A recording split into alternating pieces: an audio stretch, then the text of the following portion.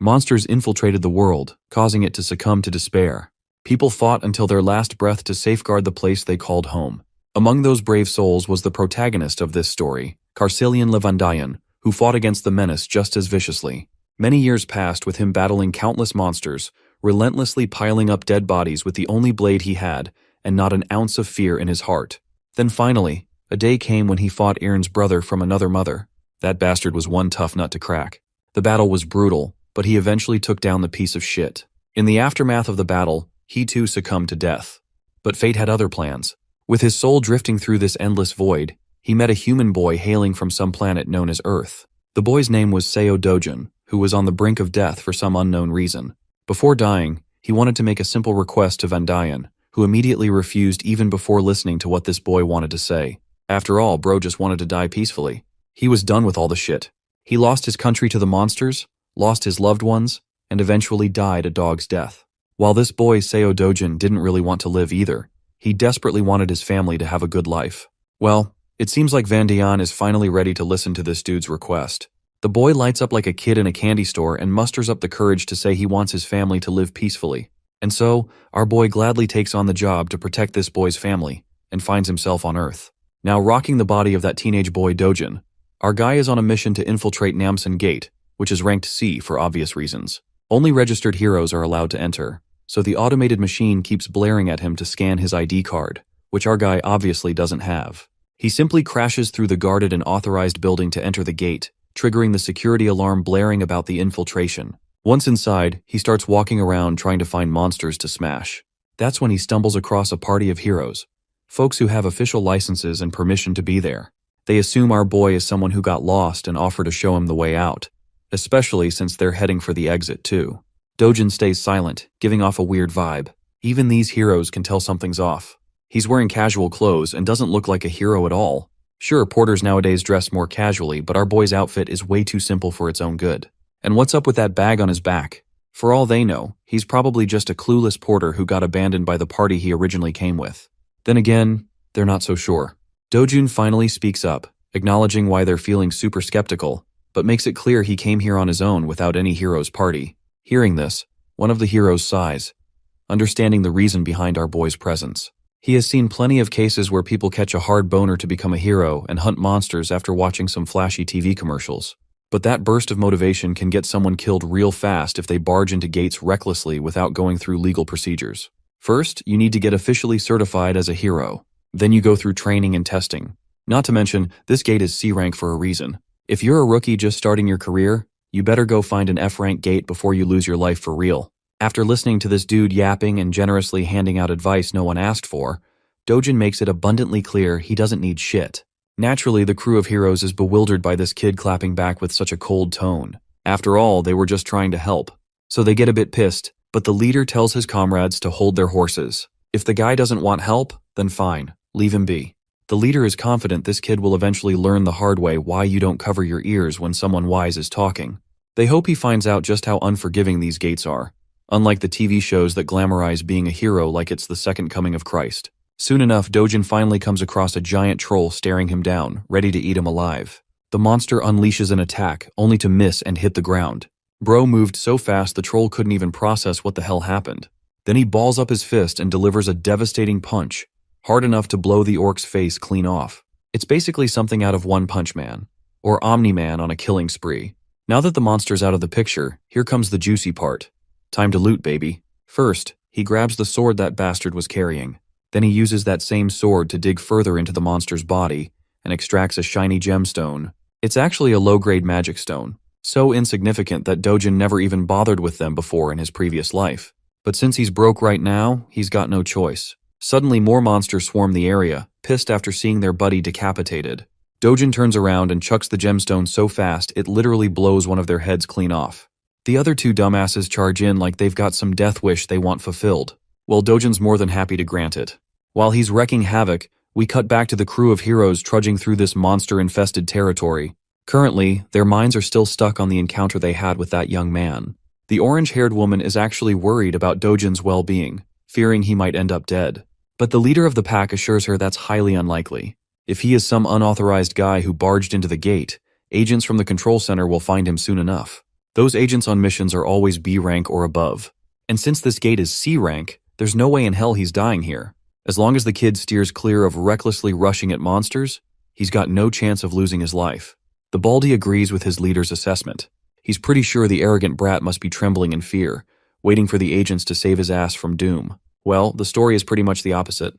It's our guy who's literally making these plus-sized sandbags shake in fear. One punch and the prey is down. He's so fast they can't even touch him, let alone crush him under the weight of their blades. He appears right behind one of the dumbasses and delivers a kick so hard it demolishes the guy's head.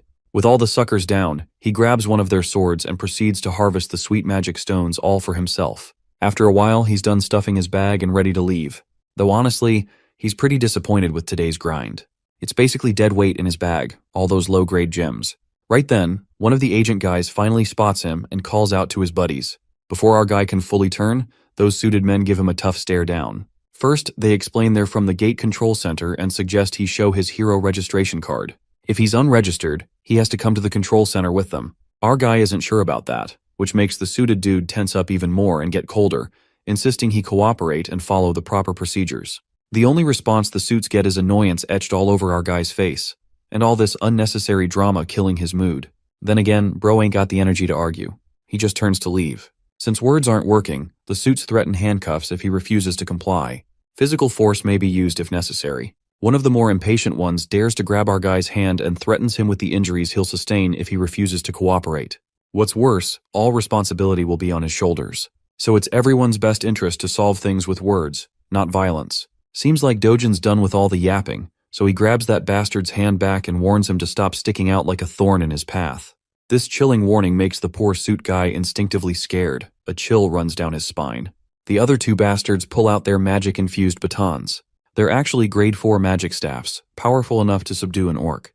But they don't have enough power to hurt our guy physically. So he aggressively twists the bastard's hand, making him whine like the whiny bitch he is. Bro then issues a final warning. They better leave now if they don't want to lose the last shred of dignity they have left. Eventually, duty-bound suits are forced to retaliate with violence. They try their best to tag our guy with the magic staffs, but none succeed. Our guy delivers a crushing blow right into the back of one bastard, then hits another in the belly. Next, he focuses on the guy in glasses, the last man standing. The last dude senses what's coming and gets tense. Dojin blurs away, vanishing into thin air, causing the bastard to panic at literally seeing a man disappear. Then, out of nowhere, comes a sneaky punch right into the gut, making the bastard stagger backward in pain. Seems like Dojin is tired of all the bullshit and agents chasing him, so he finally starts thinking about registering as a hero after all. The agent assures him that as long as he avoids shady or illegal stuff, no agents will be out hunting him. Dojin then questions this thing called a rift, a question that completely throws the agent off. Quick context on how this world operates. There are multiple passages connecting to another world where strange monsters live. These passages are scattered across the world. The gemstones harvested from monster corpses are used as new energy sources, making them highly coveted. Because of this, the government oversees these passages to maintain full control over each one.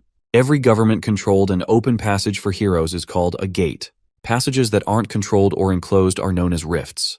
Back to our boy, who finds it ridiculously annoying that these suits follow him everywhere, accusing him of trespassing no matter which gate he passes through. The poor agent explains that if an unregistered hero enters a gate without permission, the control center is automatically notified, and agents waiting nearby are dispatched immediately. Since our guy is thinking about entering a rift, the agent makes it clear these aren't as easy to access as any gate. Trespassing into a rift results in a strict punishment, no warnings, no plea deals. Dojin isn't interested in hearing any of that, so he grabs the poor guy by the face and throws him aside like a trash bag. By now, the poor agent regrets not calling headquarters. This shit's way over his pay grade. Before leaving, Dojin takes one last glance at the trash agent lying there, thinking about what a weakling this dude actually is. The weakling seems to have a fractured arm and is busy shouting threats, promising to catch our boy and put him behind bars. The scene transitions to Seoul, Gas and Digital Complex in Gyeongcheon District. This giant building is now known as the Hero Complex. Here, all trades related to magic stones or anything found in the gates go down. And nowadays, this place is busier than ever. Dojin can be seen heading toward one of the stores that deals in buying and selling magic stones. Upon entering, he's greeted by this Gen Z bastard, busy scrolling through brain-rotting Insta-reels. When Dojin says he wants to sell some magic stones, the cunning shop owner immediately starts preaching about his business, claiming this branch offers the highest prices to their clients. He even goes as far as saying they're the best in the whole country. Dojin finally puts all the low-grade gems smeared in monster blood on the counter, causing the store owner to put on this sour expression like he just got boned from behind. He's seriously grossed out by all the blood stuck to the stones. Regardless, he doesn't complain and moves forward with the transaction. Dojin is asked if he wants some coffee while the stones are being processed. A little while later, he is sipping coffee while the shop owner carefully cleans the blood off the stones. Afterwards, the owner calculates the total amount due. There are 12 low-grade magic stones, 16 medium-grade ones, plus 5 upper and lower-grade stones as well. After deducting a 40% commission, Dojin is set to receive around 5.5 million won. Well, our boy isn't too comfortable handing over 40% as commission. It just feels unfair because he did all the hunting and wasted his time. So how the hell does this bastard think he's entitled to nearly half the money? The shop owner proudly claims he's being generous, charging only 40%. Especially since every competitor in this business charges 45% or more. He's so confident that he even offers Dojin to take his stones back if he doesn't like the price. After all, no one else will offer more, or at least that's what this bastard claims. Our guy ain't falling for that trap and starts stuffing his precious stones back into his bag. Seeing his tricks aren't working, the bastard grabs Dojin's hand before he leaves and demands compensation for the appraisal and the coffee he drank. It's 30,000 won for the appraisal plus an extra 10,000 for the coffee. Not to mention, all the blood he had to wipe off ruined his expensive towel. With everything added up, Dojin supposedly owes the guy around 350,000 won. Dojun isn't giving in to these unreasonable demands, no matter how hard this crazy bastard pushes. Seeing nothing's working, the bastard stoops to street-level tactics and threatens Dojin with the C-class heroes he has as his guards. Right then, those big guys barge in through the back door, asking why they were called. If anyone's causing trouble, they're ready to deal with them. Dojin in response shoots a sharp glare at the bastard, who stares right back with the same intensity. A while passes, and the scene cuts to the terrified, sweaty face of the shop owner, who had been acting cocky like he was the main character. But he got a reality check when Dojin took down his 3 pigs, without breaking a sweat, making it clear who the real MC is. My guy then walks up to the counter and smoothly negotiates the commission down to 1%, no questions asked. We all know there's no arguing when someone like Dojin is staring straight into your soul like that. So the deal goes through, and Dojin walks out with a fat stack of cash for the haul he collected with his sweat, or rather, his fists. His grandma and sister are both in total awe at the huge amount of money. Grandma-pa even suspects Dojin is pulling a fast one with fake bills. But the guy quickly clears that up, saying the money came from lending cash to a friend who started a business that ended up doing really well. Grandma isn't sure if her grandson even has a friend like that. He tries to convince Grandma with another lie that it was a childhood friend. Eventually, Grandma stops asking questions, at least the big ones. Meanwhile, Dojin's sister is super proud of her big brother for making their family rich. The doting brother pats her and gives her hope about the luxury life they'll be living from now on. The little girl just jumps around happy to be rich. Watching her so happy, Dojin realizes he's actually making progress fulfilling a promise he once made. He remembers the words of the owner of the body he's possessing, whose one dying wish was for his grandma and his half-sister Yoon-young to live safe and happy lives. That poor guy disappeared right before Dojin could say anything, and when he woke up, he had become Seo Dojin. Now his only mission is to make sure this little family lives safely and comfortably. For that, he wants to buy the safest house in Korea, which currently costs 110 billion won. For him, making money won't be an issue as long as he gets his original strength back. This world shares a lot of similarities with the one he came from, the one that was destroyed. The only big difference is that rifts, gates, monsters here are all marginally weaker than the world he once saw fall. To him, who held the title of Sword God in his previous life, this place is nothing but a sandbox. So far, he's only been fighting at 1/10 of his original power. Suddenly, there's a knock on the door, and the visitor says he wants to see Seo Dojin.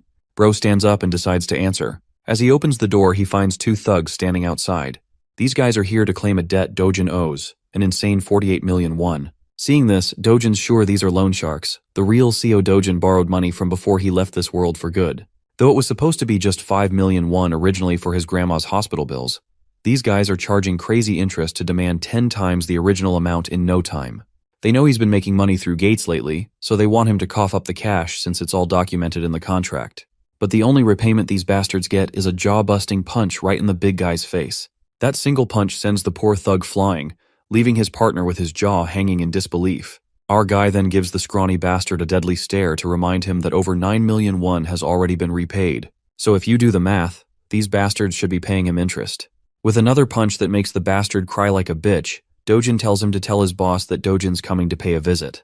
The scene then cuts to the shopping mall, bustling with life. There, we see sweet little Eunyoung lighting up a kid in a teddy bear store. Dojin brought her here for a shopping spree. Today she's free to get anything she wants.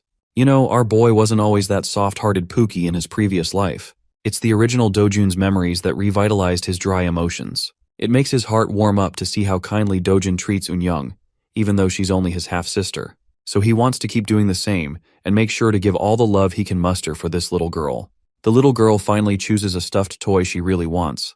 It's a small but cute bunny. She picks it modestly, making sure she's not being extravagant. But Dojin picks a way bigger stuffed toy for her. He doesn't want her to hold back at all. It's her day, and she can pick whatever her heart desires without thinking twice about money. They both treat themselves to some good food too. As they enjoy their meals, an unfamiliar voice calls out our boy's name. It's a middle-aged woman followed by a bunch of bodyguards. This chubby MILF seems like yet another trash talker who loves to hate on our boy. First, she points out his lousy sense of dressing. Then she questions the girl sitting next to him. She's bold enough to throw a jab, saying he must have knocked someone up and had this girl, just like how his mother brought him to this world. Of course, these sharp jabs infuriate our boy beyond anything. Meanwhile, the little girl has no clue who this lady is or why she's trash-talking so casually. This MILF then promptly turns her attention to the girl and asks her name. The girl introduces herself as Lee Eunyoung, which makes this trash MILF realize she's Dojin's sister. Out of habit, the woman throws a jab at her clothes too, calling her a mess. This bitch isn't sparing her deceased mother either. And all of this is just getting on our boy's nerves real bad. But for some reason, he's holding it all in, not trying to get aggressive with her provocations. Even this MILF is pretty astonished at how Dojin is keeping his composure, not falling for her traps. So this bitch decides to go one step further. This fat piece of work is bold enough to ask a child the meaning of harlot. Well, that's the last straw. Dojin snaps and calls her an ugly woman who belongs to a tribe of orcs. Of course, the woman is left wide-eyed and mind blank after getting caught off guard. Let's have a little context to understand why Dojin has been tolerating this woman only so much. You see, Dojin was born an illegitimate child and lived in poverty. At the tender age of 7, his mother died, and he barely made it to his father's house. With his father marrying a new woman, he was shunned by everyone. It only got worse after his father's legitimate wife gave birth to a son, and Dojin was ignored completely. Things got so bad that he got kicked out of the very house he lived in. So he lived with his half-sibling at his grandmother's house. As our boy reflects back, he feels pity for the original Dojin who had to endure all this and still tried to keep a smile on his face like he had no pain in his life. But now he wants to change everything. Seems like this woman is his stepsister, which explains why he was trying to hold himself back.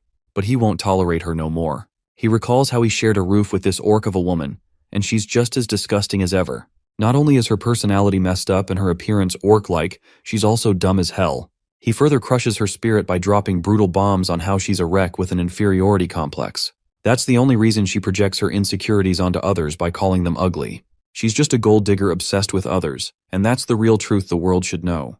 As he continues to crush her under his sharp jabs, the entire shopping mall watches them like they're the center of attention. The orc lady is totally annoyed and about to lose it, but then Dojin's stepmother walks in. Seeing her mom, the orc lady approaches her like the whiny bitch she is, complaining how this kid just shut her down with words. But this mother is aggravated to see her daughter whining like that and shuts her up with a cold glare. Not gonna lie, bro's got one heck of a stepmom. At first, I even thought the orc lady was his stepmom.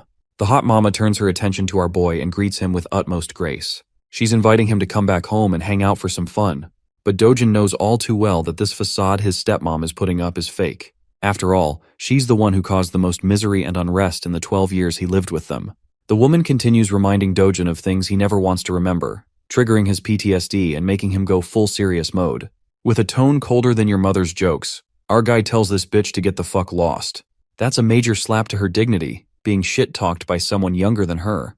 She just twirls around and leaves with the last bit of dignity she has left. For real though, she wasn't expecting him to clap back so sharply. She's left wondering if he's the same guy who would just lower his head even when she slapped him for no reason. Her bitch of a daughter follows along, with their bodyguards also following the both ladies. Honestly, these guards played the perfect role of mannequins in this ordeal. Let's shift our attention to our boy. Seems like these two girls totally ruined the time our duo was having. So our boy decides to be on his way too. The way he reacted to his stepfamily was intentional. He wanted to make one thing clear. The Seo Dojin who couldn't even speak up for himself is gone. It's high time his trash family realizes that. We then cut to a Mercedes zooming down the road. Inside the car, we see both the trash mother and daughter. The daughter is pissed at her mom for just walking out quietly instead of putting Dojin in his place. As she vents her frustration and curses our boy for the humiliation they suffered, the mother orders her manager to answer why Dojin is still alive. Well, Baldy has no clue how this dude is alive. It doesn't match the reports. The woman blares at the top of her lungs about the bullshit this man is spouting. How the heck could he be alive if they made sure the job was done and clear? The poor guy assures her he'll look into the matter again and make sure this time the job is executed properly. Meanwhile, the trash daughter has no clue what her shady mother has been plotting all along. She's rattled hearing talk about killing and dying. Eventually, the mom poses a question to her daughter, wondering if she has feelings for Dojin. This catches the fat pig off guard, making her blush and flustered. Actually, she's worried about Dojin dying because if grandpa or dad find out, they're gonna be in serious trouble. The mother grabs her daughter by the mouth hard enough and drills her to stay the hell away from her business. The mother is dead set on claiming Dojin's life, with no plan to spare him, especially not after how he dared to talk back to her. Getting rid of him is the best revenge she can think of. A decade ago, the world took a turn to chaos with the appearance of the Rift. This terrifying dimension gave birth to monsters, spawning from the portal, armed with the objective of slaughtering humans upon sight. Their terror didn't stop. It was ceaseless, and eventually demolished the world, scarring it with destroyed cities engulfed in flames. However, just like the appearance of the dark forces, there came the emergence of the light in the form of valiant warriors called the Heroes. With their emergence, the first discovery of mana stones was made from the dead bodies of the defeated monsters. Back to the present. Dojin's going somewhere, reflecting how mana stones quickly shifted the world's dependence from traditional energy sources. Because of their key role, countries decided to center their attention towards the emerging rifts, basically claiming priority over them so they could extract resources. With the current state of the world in motion, all of its industrialization is completely reliant on the concept of gates and the dependence of heroes.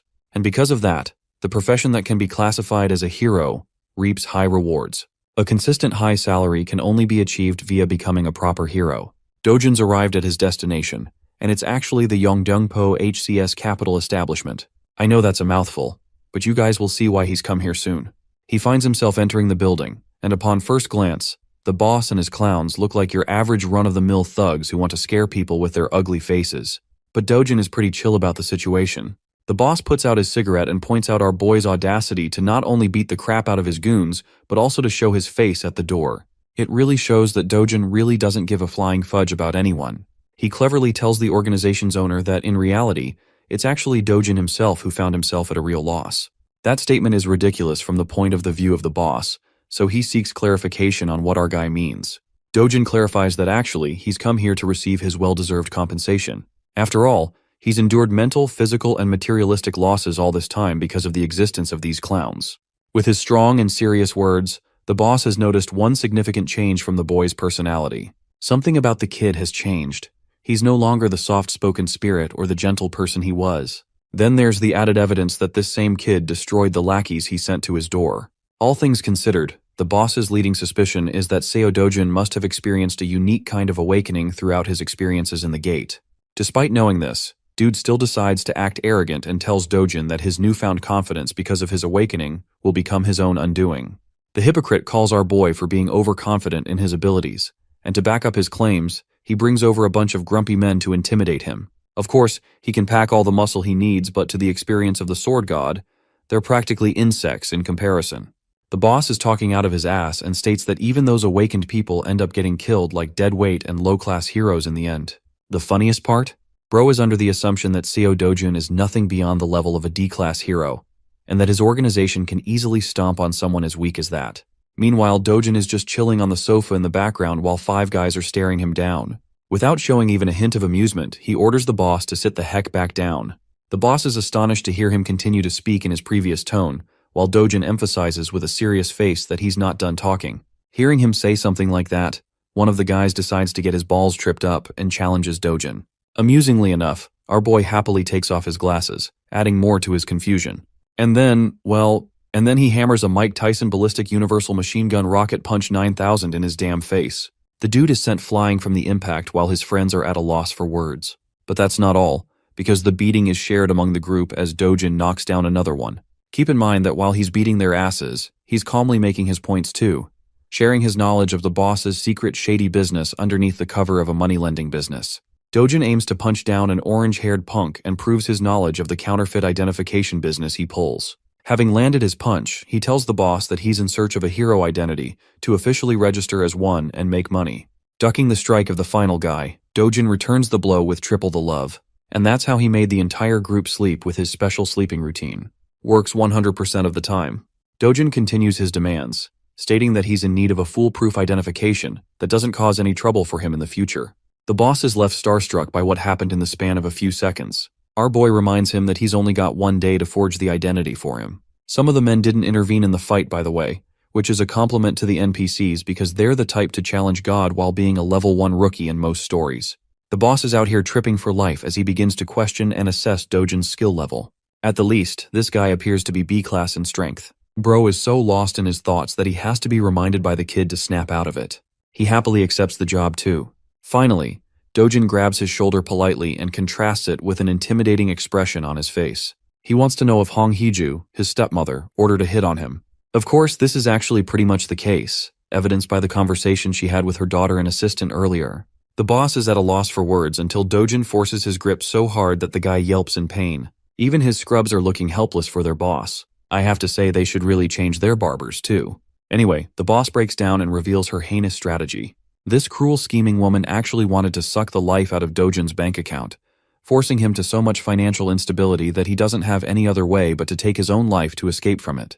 Now that is a definition of an evil fucking plan, especially towards your son, even if cast away. Those were her orders. Dojin hears this, and after enough of his begging and crying, he lets the man free, questioning if that's also one of the reasons they locked him inside the gate. The boss turns into an innocent little guy who had nothing to do with that incident, even going as far as to reveal that he wouldn't get paid for the execution if he died inside the gate. That's probably one plausible reason why he couldn't have done something like that, and it already has Dojin thinking. He utters the words Kang Cholwoo, which is actually the name of the guy who brought him to the gate in the first place. Effectively, Dojin wants to know every last piece of information of the guy until tomorrow. With his 2 demands stated, he leaves politely, completely changing the atmosphere of the room from which he first entered. After that conversation, Dojin is left with a deep contemplative state again. The real Seo Dojin only had one desire.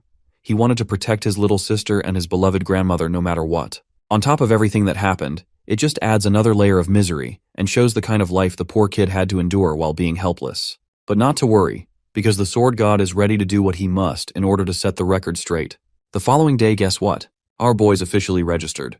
And he's also got a B rank rating, which is convenient, unlike all the other stories where the main character just has to be at the lowest possible rank for style points.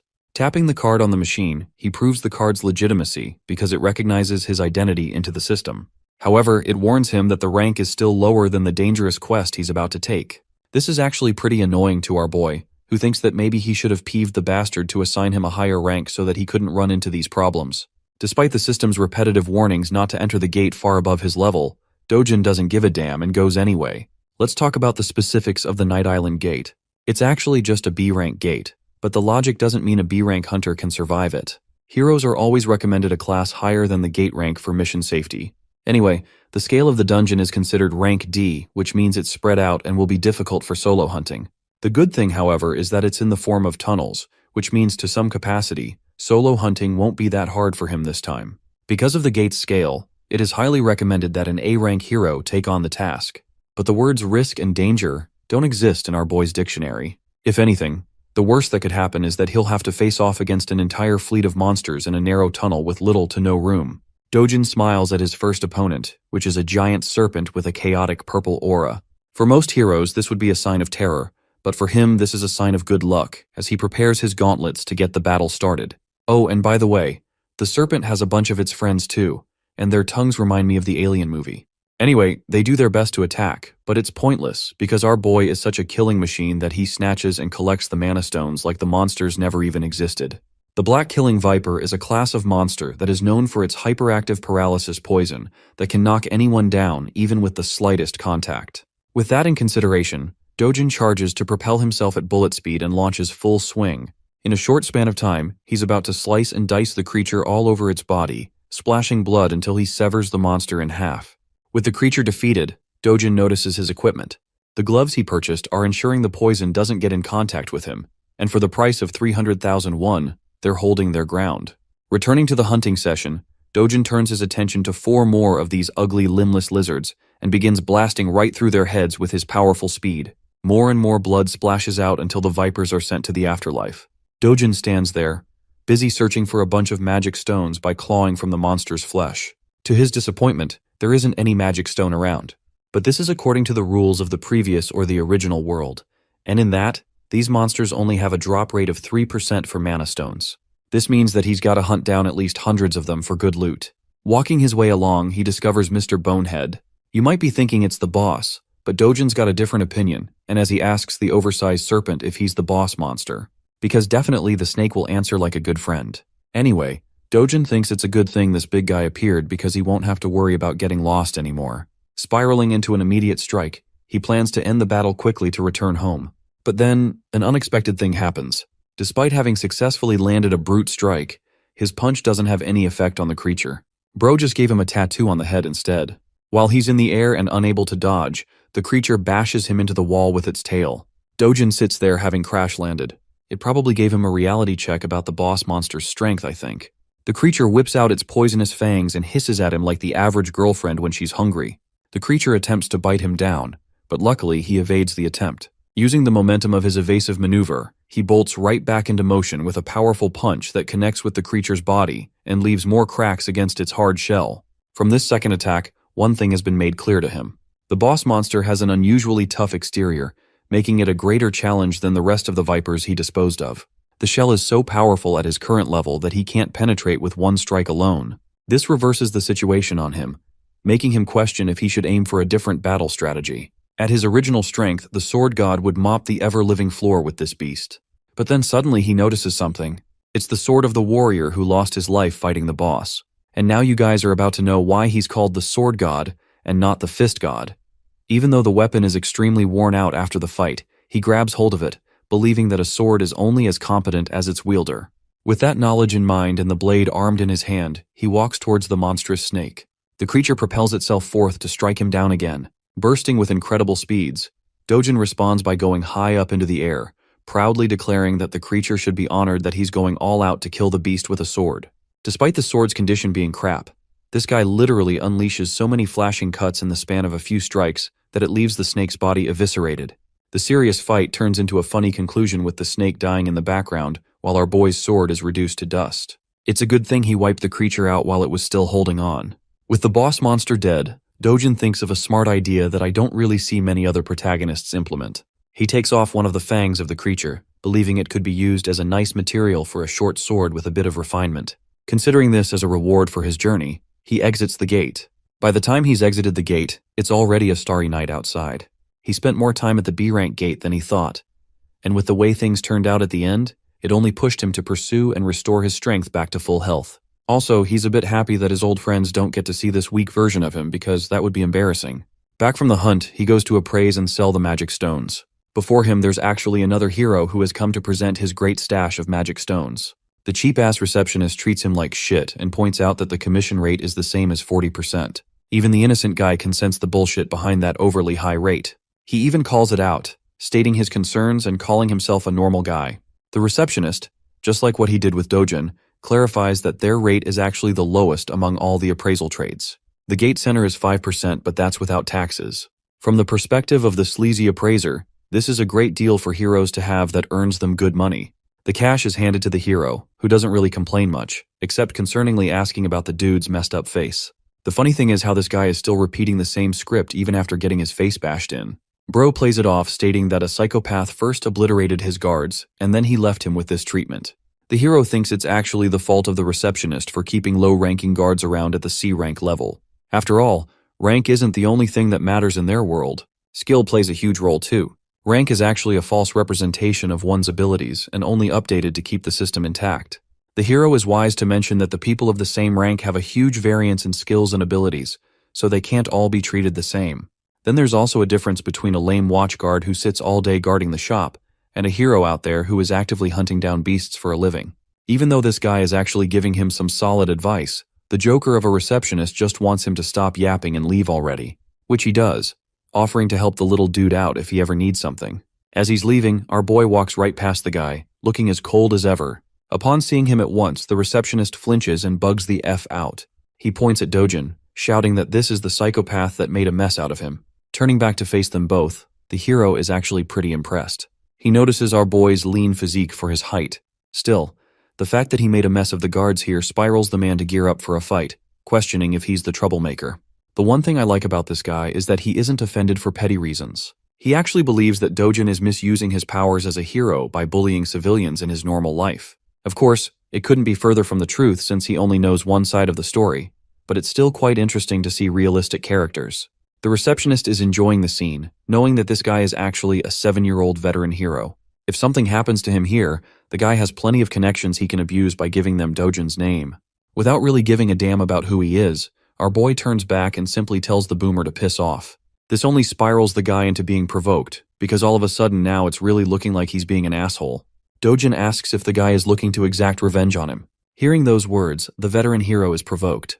However, being the responsible hero that he is, and from the experience he has, he knows that it is unwise to take battles against other heroes as it almost always results in deaths. It's actually an even higher rate of death than a fight against monsters. Recalling that fact, Bro literally chills out and turns his back, leaving the receptionist at a loss for words. Dojin turns to the sleazy appraiser and asks if he's got a problem he's looking to address. Before the guy could answer, he tossed a bag full of magic stones to appraise and convert into money. These precious shiny babies are all high-grade magic stones, which really begs the question on who this guy really is from the perspective of the receptionist.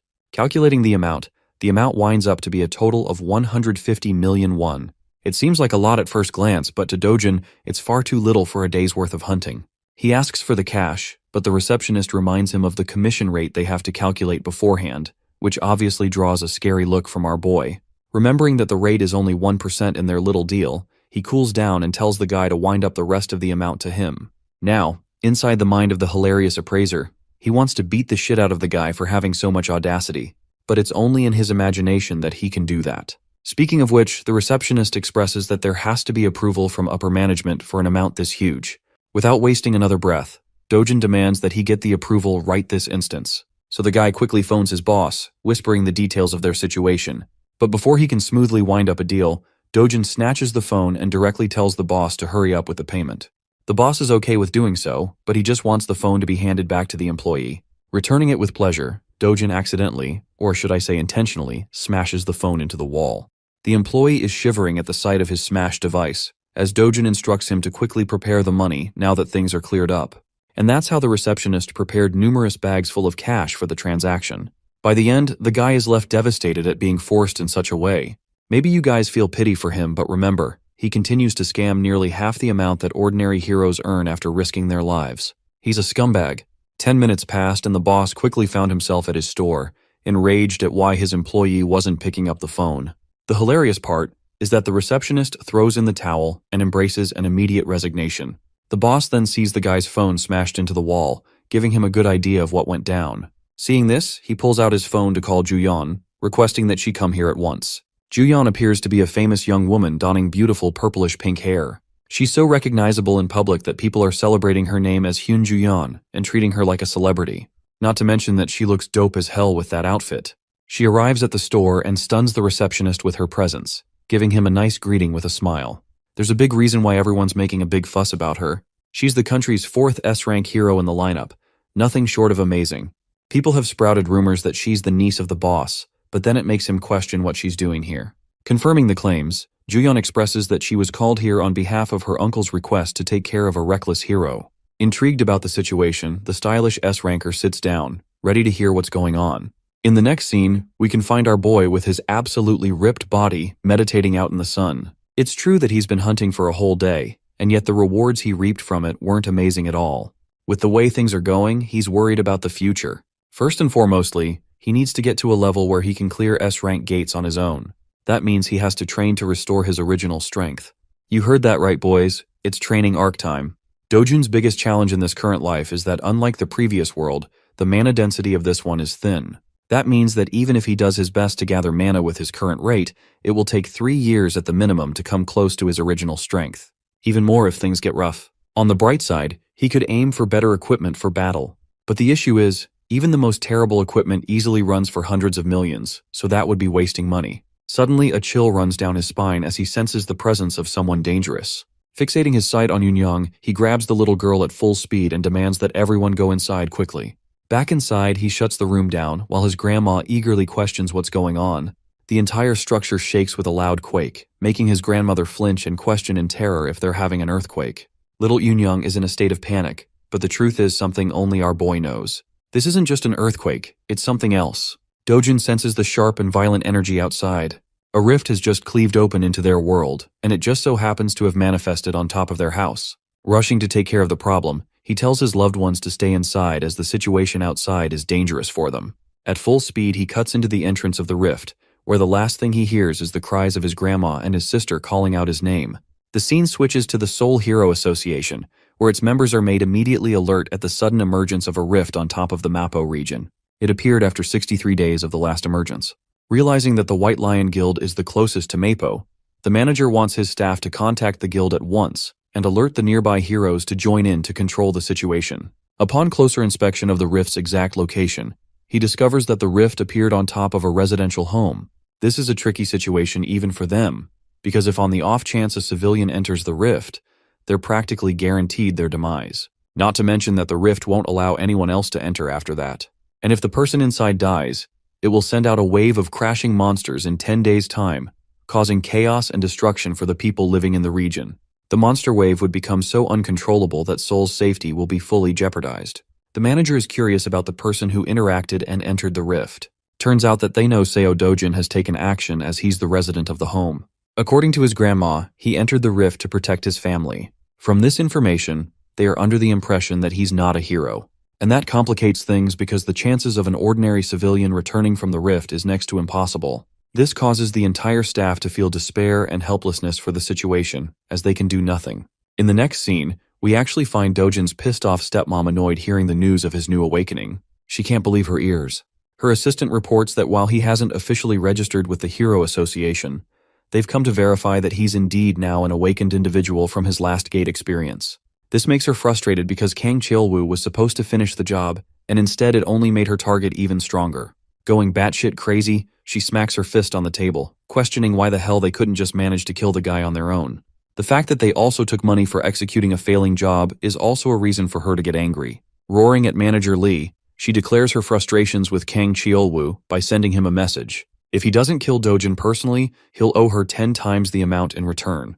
But to her surprise, her assistant surprisingly reveals that they may not even require contacting the guy anymore, sharing the discovery of the new rift just on top of Dojin's house. Having confirmed that he entered the rift, it's clear-cut that he won't be making out alive. Hong Hee-ju is happy to hear the news and the implication that he won't make it out alive. She calms down, appearing normal for once, and tells the assistant to assess the situation until they get more news. As for our boy, he's just arrived in the rift's domain. It's a forest. In fact, it's the same forest that he once used to enjoy his youth in while resting. The forest of Patiswa is exactly the same in its reconstruction down to the very last details of how he remembers it. Even the rich mana inside carries the same weight. Following the pathway, he smiles at his reunion with the all-powerful world tree. This tree exudes mana in its purest form, the most divine structure and the core of the world's stability. So much so that when the old world fell, it started when this tree was incinerated to the ground, forever tampering with the flow of mana. However, in this rift dimension, the tree is fine and just how he remembers it. Though he's unaware of the cause, one thing is for certain. He has a chance to reclaim the mana he lost by absorbing it from the tree. Meditating underneath the excellent flow of mana, our boy is getting his strength clearer and clearer. He spent more than 3 days sitting exactly like this, forgetting to eat or drink or tend to his bodily needs. 10 whole days passed, and all he could focus was on harmonizing his breathing. By the end of the 10th night, trouble came looking for him and disrupted his meditation. These alien-like creatures are called the Bulkina, and they've come to burn the tree just like how they did it in the past. Only this time, our boy is there to prevent the tragedy from happening again. The creatures lunge forth to attack him while Dojin regrets being unable to have a water element sword to knock them all down with ease. The burning monsters roar to make their way to him, but our boy is replenished with so much mana that he no longer cares about a weapon. He is the weapon. And those hands are rated E for everyone. Extending his hand towards the monsters, he exerts so much authority from his mana alone that it knocks down one of them. The second creature is stunned by his ability. Let's break down what happened just now. What he did there is called mana release, and not exactly telekinesis. It's a blaster-type attack that uses raw mana as a detonation strike. It had been a while since he used this ability in such a way, considering he was low on reserves all this time. Anyway, the Bulkina creatures aren't done just yet. To retaliate, they release charged blasts from their mouths in return. These pulsing laser beams quickly make their way to our boy, appearing the calmest he's ever been. His mana alone is enough to protect him from any damages. Stepping towards the creatures while he's ignited with a burst of mana, he remarks that he's finally protected the world tree. And now, he's ready to play for a bit and enjoy the fruits of his training. The ugly bastards are trying for another energy blast attack, but our boy quickly catches two of them and forces their mouths shut. This way, their own ability charges up and explodes inside their mouth, leaving behind a headless corpse of flames. The corpses of the creatures wither away, dropping 2 valuable magic stones for him to use. But that's just a couple of them down. Dojin is enjoying his life, thrilled to unlock something called the Eternal Ember after defeating these guys. Joyfully cutting his way past the monsters and smacking them all down with a grin, he's finally glad to steal a good load of mana stones from them. The one-sided slaughter continues until he wipes out all of them. Dojin has won the lottery ticket with how many stones they're dropping. Among them, he also discovers a small coin or a seed glowing in gold. This is called the Eternal Ember as he picks it up in his hand. With this, he's reclaimed control of more of his power as he crushes the chip and unlocks its flames. The way he's casually playing around with the ember reminds me of Sukuna from Jujutsu Kaisen. Now, in any normal case, the ideal strategy here would be to keep gathering mana from the world tree. However, the current state of his body has reached its physical limit for amna absorption. The second way of doing so is actually absorbing the ember, completely altering the state of his mana and transforming it into fire mana. And he does exactly that as his body produces a rush of flame energy. Now, unfortunately in his previous life, he felt zero need to do this and didn't care about the Eternal Ember at all. However, now it's required for him to fully absorb the embers, and it takes like 10 whole minutes just to get one finished. Luckily, he's got a whole bunch of these collected for him, so his goal is to absorb as many as possible. The appearance of the rift has sparked a public interest. The reporters are all gathered around our boy's house while agents and association staff are protecting the place. Bang Seonggu is pissed off because of one guy's arrogance to enter the rift prematurely. I have to point out that he looks like a carbon copy of Yeonho from Solo Leveling, but with a cleaner haircut, I guess. We also have our protagonist, but with blue hair.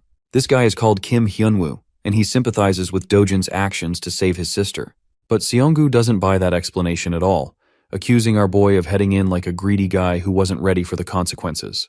It would have been fine if he unalived himself the normal way, but if he dies in the rift, the place will become a detonation ground for monsters to come pouring out. And that's the issue, really. Hyunwoo asks for Gilma's input, and apparently Gilma has told them to just do things according to the protocols. Hyunwoo questions the recent emergence of rifts popping all over the world in various countries like the US, China, Switzerland, Turkey, and the UK. That's one reason Gilma is having a hard time managing so many rifts all at once. This kind of phenomenon doesn't really happen every day, and yet some of the nations were able to easily contain the threat with ease. But for South Korea, they're out here pissed as hell because their situation could very well turn into a disaster because of one guy. Seonggu is so pissed that he wants to beat the crap out of the dude who went in and is begging for the rift to throw him out. Speaking of the gargantuan purple gate, 28 days have passed since its first appearance. The same goes for the number of days Dojin has spent inside. Now, the Hero Association is afraid and has already cautioned the threat as a level 1 wave.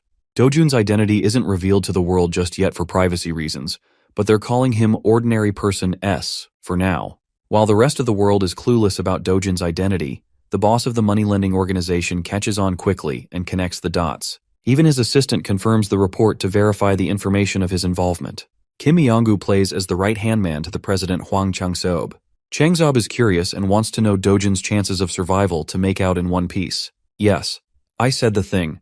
As a ritual of this channel, the One Piece is real. Moving on, the assistant is pretty damn certain that an ordinary person has roughly less than 1% chances of survival. But the mere mention of Dojin being treated as an ordinary person carves an amusing smile on Chang-seob's face.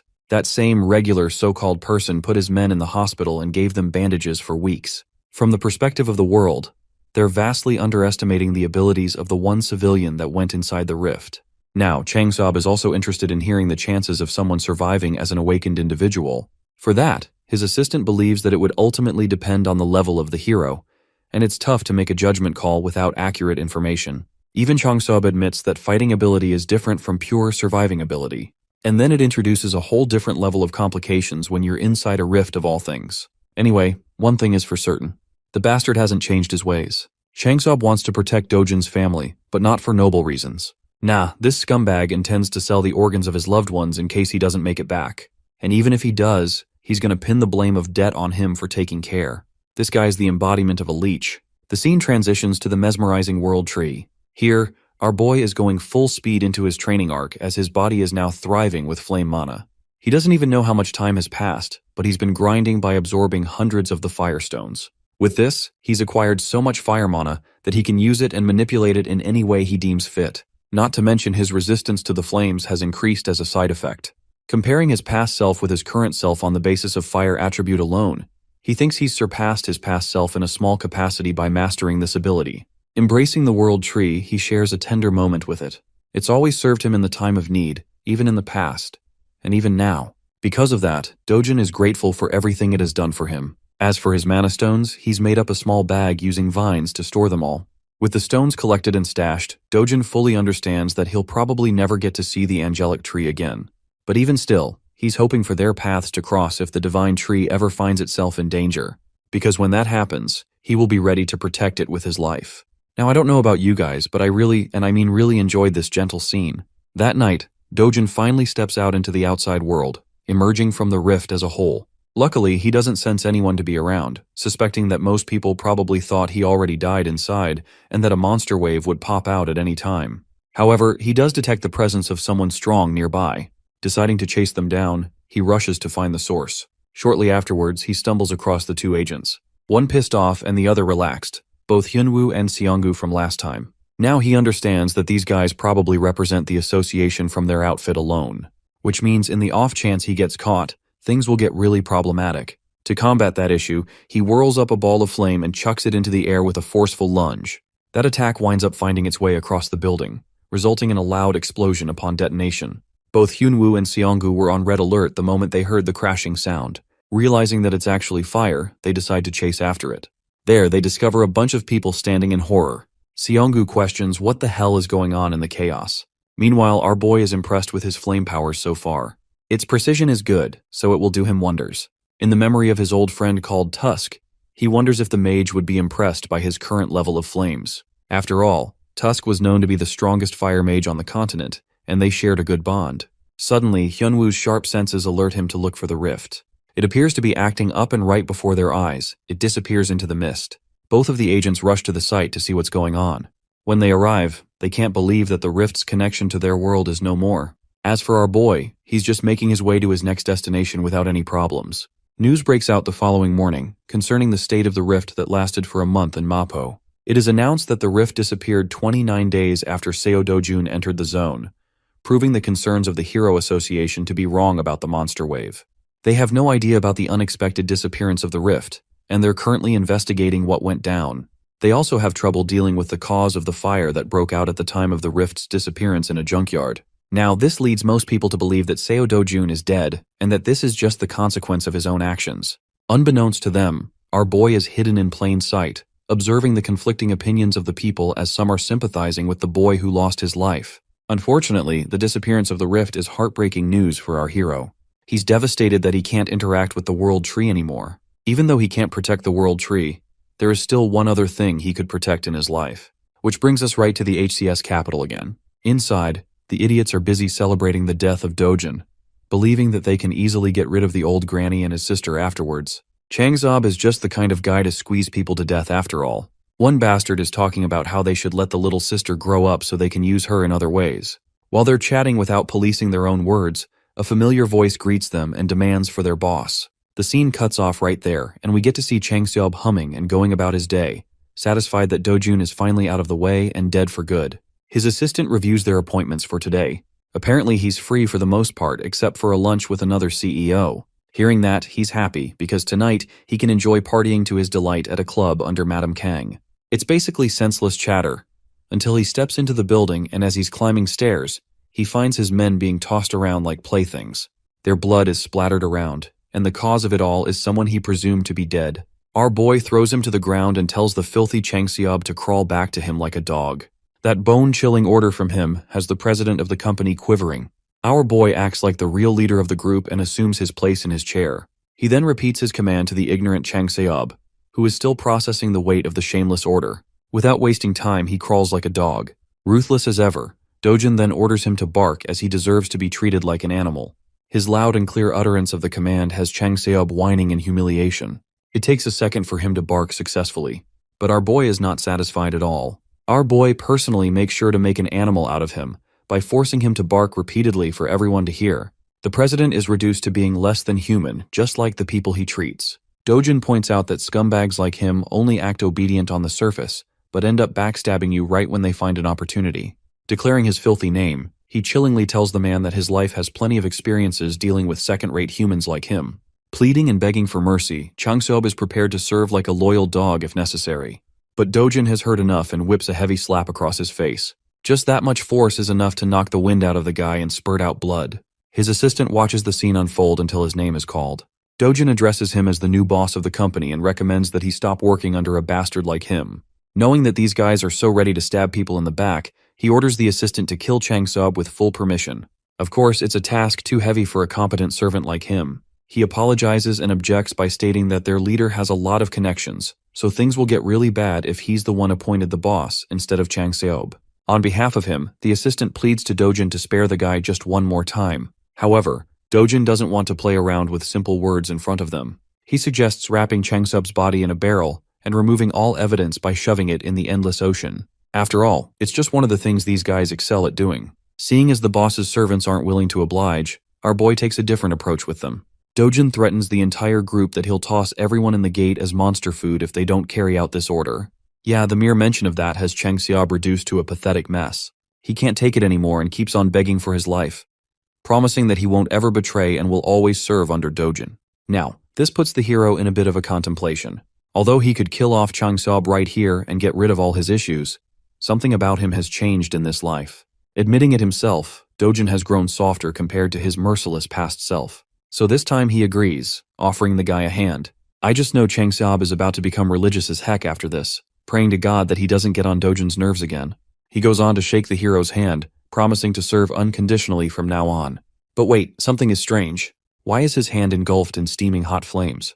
Yes, though Dojin has gotten soft, he's still ruthless. Looking at the man dead in the eye, he reminds the scumbag that it's his final chance indeed. Dojin then proceeds to rip his hand off clean, reducing it to a charred paste. By the end of the meeting, he walks away, ignoring the agonizing cries of the president. He does leave them with a final warning. If even a single one of them tries to get in the way of his family again, Dojin will personally ensure their deaths. As for their new job, they are forever deemed responsible to protect his family for the rest of their lives. Now that's how you handle traitors. Officially speaking, the man known as Seo Dojun was just a blip in existence that vanished along with the rift. In reality, he's actually dining in the local McDonald's. The government, Hero Association, and all kinds of media outlets quickly moved past him like yesterday's news. They all treated the civilian who entered the rift as a dead man. Even if he came out and told the world that he was alive, no one would buy it. Furthermore, surfacing after a solo rift mission would only bring headaches and trouble his way. That subdued dog, Huang Chang Seob, is currently helping him find a new and suitable house so he can afford to move leisurely for the time being. Dojin finally got the chance to feed his sister some delicious fast food. He also informed her of their plan to move out to a better neighborhood, and she could not be any happier. She can now go to kindergarten like kids her age and enter elementary school the next year. When the topic of school came up, little Yunyang's mood took a turn for the worse. Dojin was alarmed. He is used to slaughtering abominable beasts, but coddling a kid is not in his arsenal.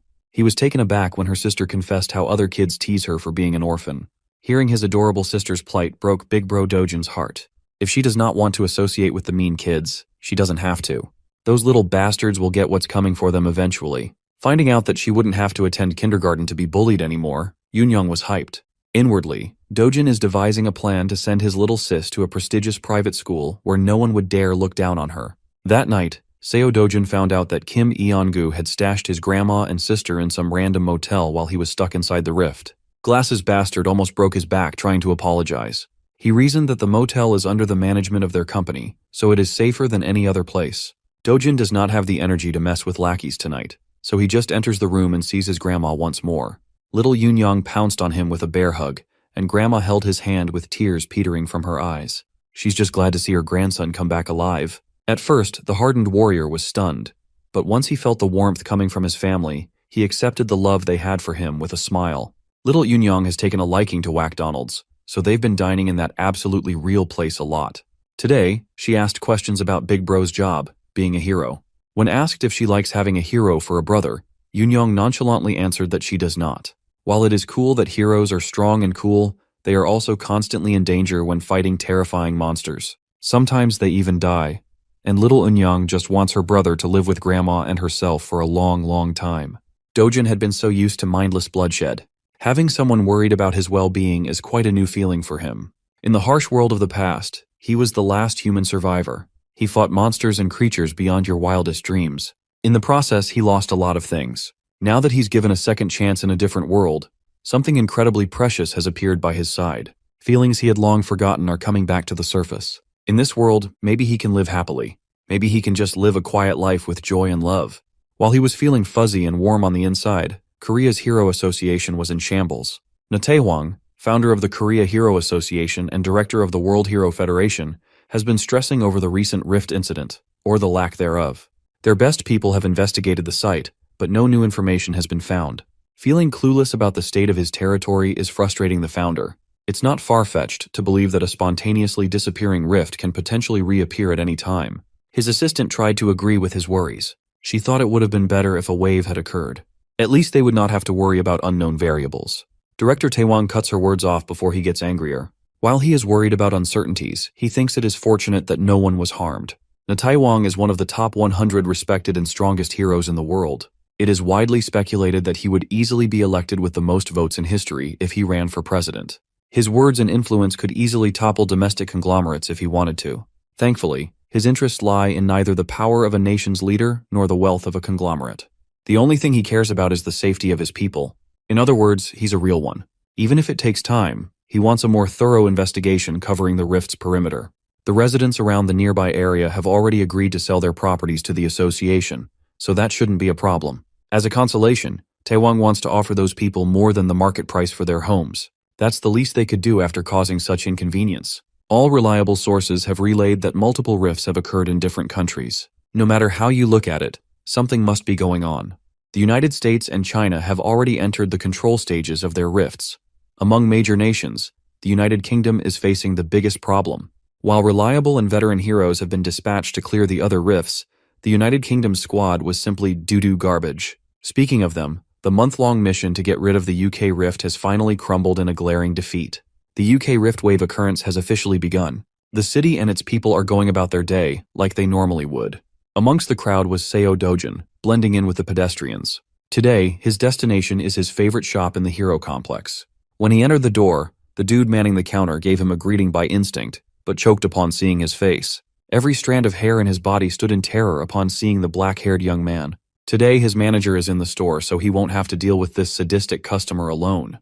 The manager promptly closed the paper he was reading and lifted his gaze. His voice was controlled but was tinted with anger. This is the guy who's been forcing his pushover cashier into buying low-grade crystals. Dojin lazily removed his backpack and tossed the whole thing on the ground. It's actually good that the manager is here, so the sale of his magic crystals would proceed faster. Mr. Manager expected another batch of low-grade crystals to spill on the floor. He's not interested in such small-time business. Dojun does not like being turned away when all he wants is fair trade.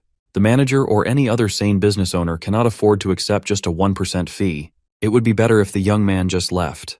Dojun asserted that refusing to do business with him would be a massive mistake that Mr. Manager would regret. The manager continued shooing the young man away, not even bothering to look at the bag. This is the last warning he will give before things go down. In response, Dojin kicked the backpack down, spilling its contents on the tiles. Being experienced crystal traders, both the cashier and the manager immediately recognized the properties of those rocks. That crude bag was actually filled with Hero's magic crystals, a legendary treasure that money cannot buy. Dojin has a rough idea of how much these things are worth. He knows he's holding premium stuff. You see, the Hero's magic crystal was used by an infamous Mexican drug lord, Korzeman, in New Age drug manufacturing. One night, a laboratory accident changed the course of his life and the world's perspective on such a little rock. The Hero's magic crystal caused Korzeman to awaken as a powerful hero. Since then, the crystal has become a priceless item for hero awakenings and mana enhancement. Such an incredibly rare energy source can be classified as an ultra-high-end product. As a power move, Dojin ordered the schmucks to pack their stuff back up, and he left. Mr. Manager quickly changed his dismissive and arrogant tone into a welcoming one. He even escorted the young man to their VIP seats and offered some drinks while his cashier polished the crystals. Dojin liked reversing the situation in its head. One second he was being driven away. The next, he was sipping on some iced beverage. His opening demand was full price with a 0.5% commission. As soon as the manager expressed a sign of balking, he threatened to pull the deal. In prior trades, Dojin agreed to 1%. Now he's lowering that already abysmal rate even lower. Frankly, he's just doing that out of annoyance. In response, the manager lowered his head and tried to give the sincerest apology he could muster. Well, Dojin is tired of hearing empty apologies. They can either accept his rate or he'll take his business elsewhere. It's that simple. At the counter, the cashier is inwardly cursing Dojin for being such a rude prick. Seeing that his acting wouldn't convince the kid to give him a bigger cut, the manager locked in and gave a lengthy lecture about magic crystal markets and pricing. Dojin doesn't have time to listen to such long-winded yapping, though. He finished his drink and got up from his seat, making the manager panic. Feeling the deal of a lifetime slipping away from his fingers, the manager offered a 9% commission. It did not work, so he proposed 8%. This continued from 8 to 7, 6, and 5. In this range, his shop won't be making any profit at all. While the manager is in the pits of despair, Seo Dojin pounces and agrees to settle for 1% out of respect for their past dealings. Inwardly, the manager wanted to scream and curse the blatant extortionist. He just can't bear to let go of the product. The next words that came out of Dojin's mouth nearly made the manager piss his pants in excitement. Aside from the one he brought today, he has about 7 more bags of those priceless crystals. With that being said, the contract was quickly produced and signed. After a few minutes of officiating the deal, 67 billion won entered Seo Dojin's bank account. That's about $48 million. At this rate, his 110 billion won house doesn't seem so far off. The problem is that getting more high-grade magic crystals through normal gates is a time sink. If he could find a way to freely travel through rift zones, he could easily farm treasures like a madman. While looking at his phone screen, an administrative message was sent out to everyone in the country. The wave outbreak in the southern region of the United Kingdom had been finally announced to the general public. In the meantime, everyone is banned from traveling to the UK. After reading about a real problem in the real world, Dojin lost interest in messing with the manager of the shop. In the past, no matter the country or which association was involved, he might have intervened to seal the rift himself. But he's not that guy anymore. He has more fulfilling matters to attend to. Tonight, dinner is on Dojin, and they are getting expensive meat. Little Yunyong's mouth watered at the sight of pork and beef marbling over the grill. The expensive meat and succulent side dishes just kept on coming to the table. Worried that they were spending too much given the price tag on the menu, Grandma slowed down and asked her grandson if this was okay.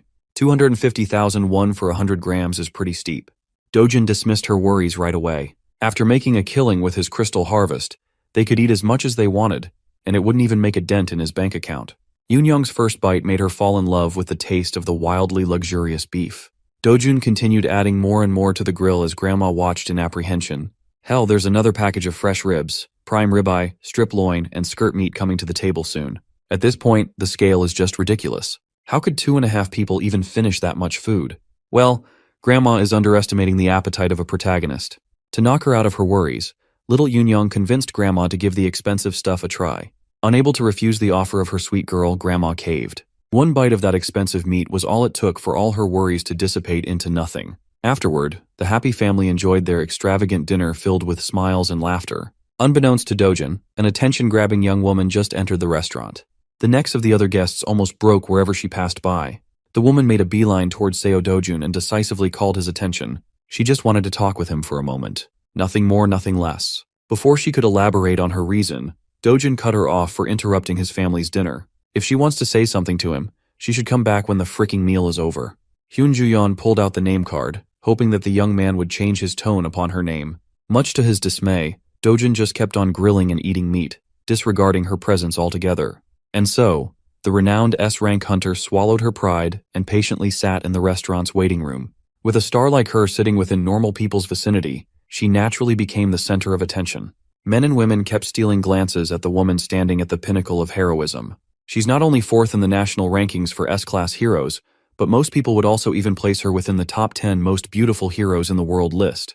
Every civilian around was asking the same thing in their minds. Who the hell is making Hyun Ju-yeon wait? Ignoring the blatant whispers around her, Ju-yeon recalled the brief interaction she had just a few minutes ago. As far as she knows, Seo Dojin entered his first gate 2 months ago. He made it out alive and is now under suspicion of becoming awakened. He was widely believed to have died in the recent Mapo Rift incident, but here he is, alive and eating with his family. Aside from all the details that don't seem to make sense, a single sharp look from the young man had an S-ranker like Juyan on edge. A newly awakened guy cannot possibly reach S-rank in under 2 months, right? Even the oil tycoon Kafmor, who spent his wealth on magic stones, took about 5 months to reach the peak. Rationalizing what she felt, Juyan reckoned that Dojin must have some kind of unknown special ability. Finally, Dojin, Grandma, and little Yunyang have filled out with their bellies full and their mood lifted. Near the exit, Juyan walked over to finally have a conversation with the mysterious young man. Before she could open her mouth to speak, another party sauntered into the restaurant with an air of superiority. Dojin's eyes turned sharper than usual at the sight of the man. This skeevy-looking bastard did not expect to see Seo Dojin alive and kicking after their excursion in one of the deadly gates, the lunatic Kang Chilwu. He's actually quite amused by Dojin's cockroach-like resilience. Even Juyan seemed to recognize the troublemaker in a single glance. In the middle of the restaurant, tensions rose as silence filled the air. Dojin chose to ignore the bastard's shallow insults and called Juyan over. Chiolwu was taken aback to see an S-rank hero speaking with the cockroach. Dojin requested that she take care of his family for a little bit. All she has to do is flag a taxi so they can ride away and go home. It would be more convenient if they were far away while he collects an overdue debt with a mongrel. Thankfully, Hyunjuyan is a very reasonable young woman. She did what Dojin asked and assured Grandma and the little girl that everything would be fine. She waved at them goodbye, but their concern was evident. Juyan awkwardly stood there as the taxi departed. As soon as they sped away from the restaurant, a resounding and crisp sound of slapping echoed inside the establishment. With his loved ones out of the picture, Dojin can finally drop the PG act and slap a bitch. He moved so fast that Chiolwu did not even see his swing. He only felt the stinging pain in his cheek. Embarrassed by such a humiliating attack, Chiolwu gritted his teeth and charged forth to retaliate. One of the servers tried to break the fight up, fearful that the Awakeners might destroy the whole restaurant if the conflict escalated further.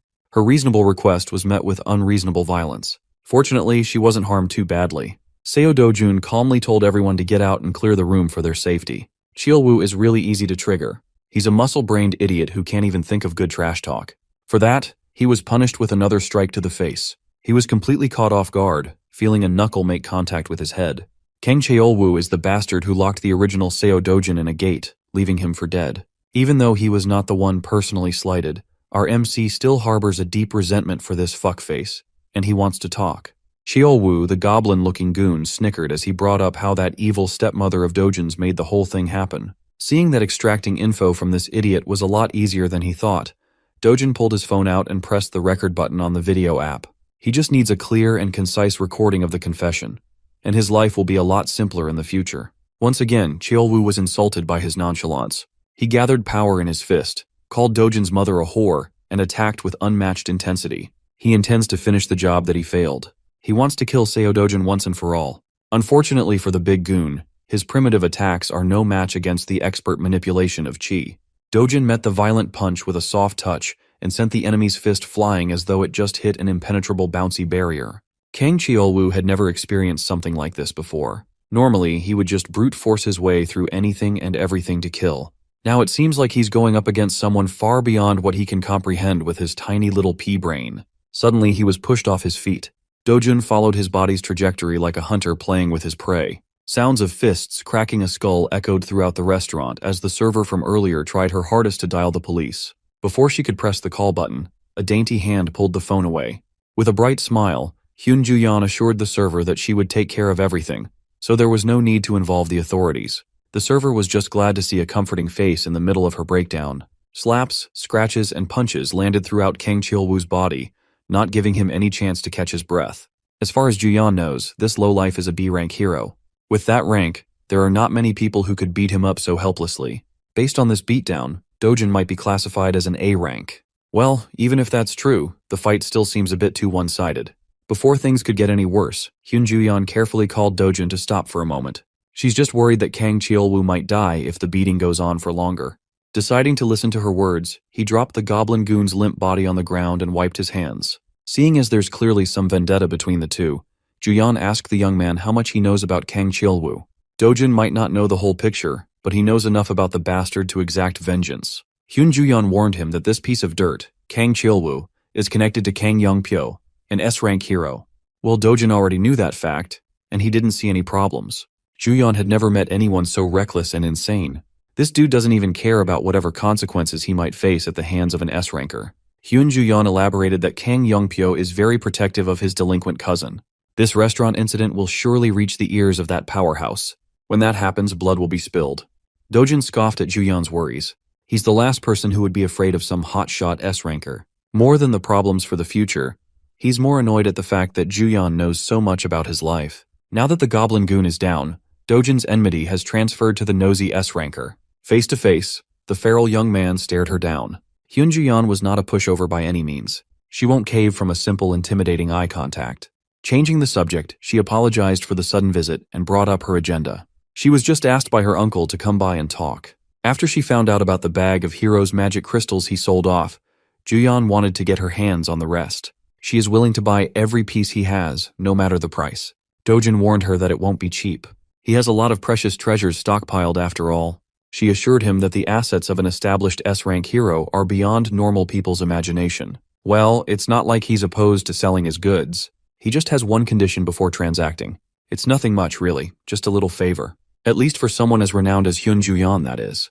Elsewhere in the city, the sound of expensive alcohol bottles hitting the floor can be heard. Dojin's evil stepmother is crashing out upon learning new information about his allegedly dead stepson. Her people were so sure that the kid died in the rift, yet now she's receiving word about how the Dojin survived like a resilient cockroach. Press F for bald man here. Having a boss like her can't possibly be fun. You can't blame him for the misinformation. Even the Hero Association labeled Dojin dead. Evil stepmother doesn't want to hear excuses. She wants actions instead. To make things worse, they just received news about Kang Cheolwoo's defeat at the hands of Dojin. At this point, it's safe to assume that Seo Dojun already knows who's really responsible for his attempted murder. Hearing that she might be implicated, evil stepmom gulped in terror. She's not afraid of Dojin. She's more concerned about the hassle it will bring when her father or husband finds out about her dealings. She can cover everything up, but if word gets out to the media, the group's stock price will nosedive. So, she ordered her people to intercept the media. If they mess up, T Group and W Group will surely cut all deals and advertisements. First and foremost, the police must also be on their payroll. In that regard, evil stepmom's people have already moved to cover all bases. Knowing that they have a little bit of competence lifted some pressure off her shoulders. Baldy Director Lee then whispered that no matter how many cover-up jobs they do, what they are doing is not a fundamental solution to the real problem. On that note, the ball director might have a plan that can put an end to this headache. They just have to make use of Kang Cheolwoo's cousin, the infamous Kang Youngpyo. Even someone like stepmom here knows about the S-ranker. Kang Cheolwoo might be notorious as trash in the world of heroes, but everyone knows how close he is to his powerful cousin. In reality, Kang Cheolwoo is just a pawn doing all sorts of dirty work under his cousin's orders. They are both sick in the head. If Cheolwoo gets pinched by the police and smeared by the media, it won't be a good look for the S-rank hero too. In fact, he's already taken action to deal with this public relations disaster. Evil stepmom made up her mind. She wants to meet with Kang Youngpyo as soon as possible. In addition, that dog, Hwang Chang-seob of HCS Capital, has blatantly allied with the enemy. He's taking care of Dojin's family now. For that, stepmom wants a prosecutor on the phone in a minute. Those who abandon her camp must pay the price in full. The very next day, we follow a group of heroes entering one of the 37 rift zones in Korea. Among those rift zones, 5 zones are being turned into secured gates. The rest can only be raided by heroes affiliated with hero associations with coordinated schedules. Today, Miss Hyun Ju-yeon is leading a team herself. With her S-rank ID, she has practically limitless entries at any gate. Among the diverse crowd of heroes equipped with fancy equipment and weapons stood a young man wearing a beat-up hoodie. Hyun Ju-yeon chose A-rank Jongin-ju's Cleome Guild as a temporary group for the hunt. It's very rare to be a part of an S-rank's hunt, so they are hyped. Ju-yeon reasoned that she simply wanted to do something fun and stretch her muscles a little bit. In reality, she had to set up this whole situation just to give the young man in the back clean entry to the gate. Seo Dojun agreed to sell the rest of his magic crystal stockpile at market price to Ju-yeon if she let him into the restricted rift zone. He just wants to earn more money by hunting in higher level zones. While it's true that rift zones house all sorts of treasures, going into such a difficult one for a certain profit without fear is just insane. Well, she doesn't really care either way. She just needs to get her hands on those hero magic crystals. After a few minutes of traversing a dark tunnel, the group finally came out of the other side to a brightly wooded area. Unable to rear her curiosity, Inju started bugging Ju-yeon about the real identity of the young man shadowing their party. Ju-yeon just introduced Dojin as someone she knows, but no one is buying that half-assed answer. Inju speculated that he might be Queen Ju-yeon's boyfriend. Tired of all the buzzing, She gave Inju a partial truth and confessed that the young man was there because she owed him a favor. It's not every day an S-rank hero owes someone. While the party was lost in their respective conversations, a giant shadow blotted the sun from above. Everybody turned their eyes to the skies and saw the beast. Being an A-rank guild, the Cleome heroes instantly responded by drawing their weapons and getting into their respective positions.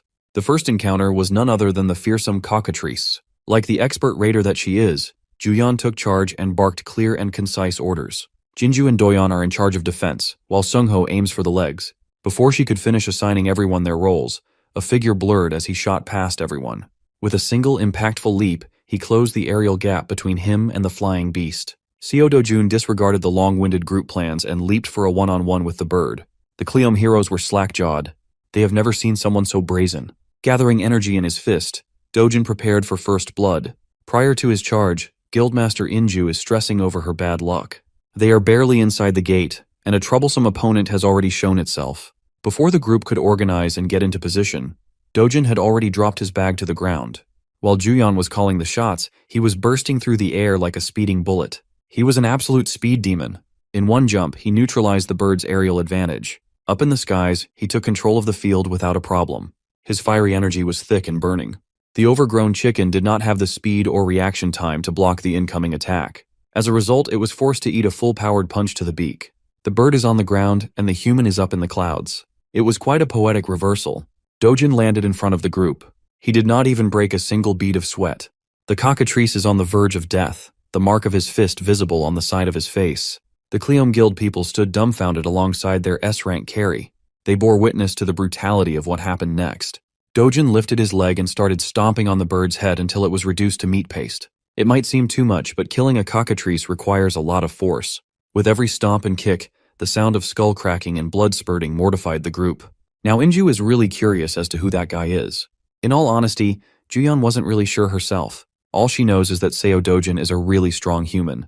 Well, calling him simply strong is a huge understatement. There are only a select few heroes who can do what Dojun just did. Killing a cockatrice in one blow is no ordinary feat. Juyeon downplayed the achievement by bringing up her sister. That woman belongs to that elite list of outstanding heroes. Still, Inju can't just get over the fact that a hidden powerhouse is among them. She watched the entire sequence and was in awe the whole time. Juyeon took note of the young man's monstrous power and decisiveness, her curiosity deepening.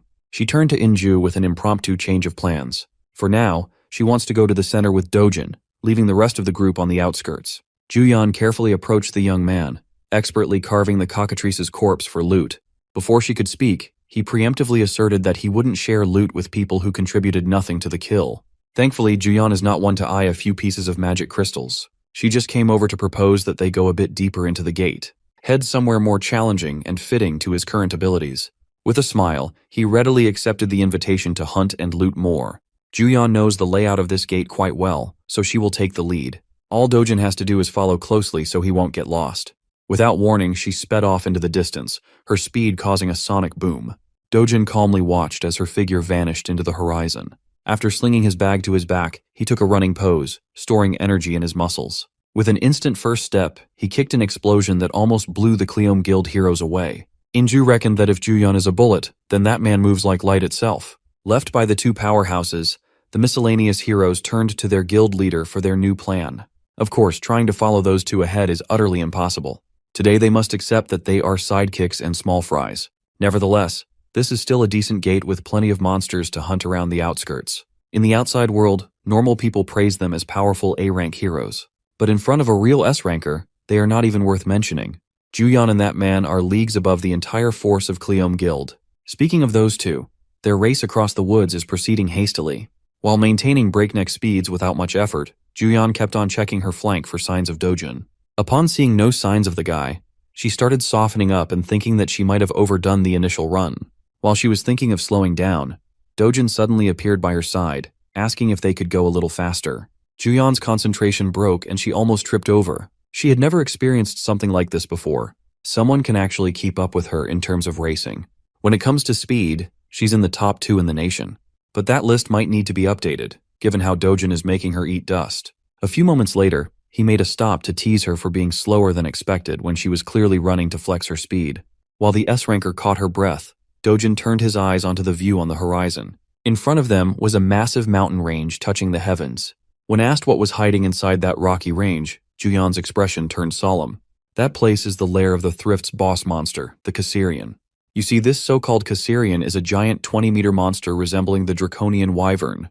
Juyeon doesn't even want to entertain the idea of subjugating that beast. You typically need at least 3 combat-oriented S-rank heroes to even stand a chance against such a monster. One thing Dojin knows about Karserian is that it has a chance to drop the imaginary grade magic crystal, a treasure just below the highest grade possible. Since such an enticing reward is waiting for him, he won't let it slip through his fingers. Obviously, Juyeon is opposed to such a reckless idea. Well, Seo Dojin is fighting that draconic bastard with or without her. Juyeon watched as he fearlessly sped up, aiming to scale the mountains to slay the beast. She felt as though she did not have a choice but to follow him into insanity. Something grim awaits the duo inside the boss monster's lair. Bursting with unfathomable confidence to take down a beast that easily gives 3 S-rank heroes trouble, it really shakes Juyeon to her core. Do you know what's even more shocking? When she arrives at the site, she finds the same creature, the Karserian, dead at her feet. The fight's already over, and she has absolutely no idea what the hell went down. Our boy casually plucks his knife from the creature's corpse, leaving her at a loss for words. Juyeon reflects her shock. The creature he just downed isn't just any boss monster. On that note, she talks about a prominent hero known as Park Hae-il who fostered a reputation for hunting down monsters like the Karserians. Though he's an S-rank himself, the first time he went to hunt down the Karserian, he was cautious enough to take 30 A-rank heroes along with him.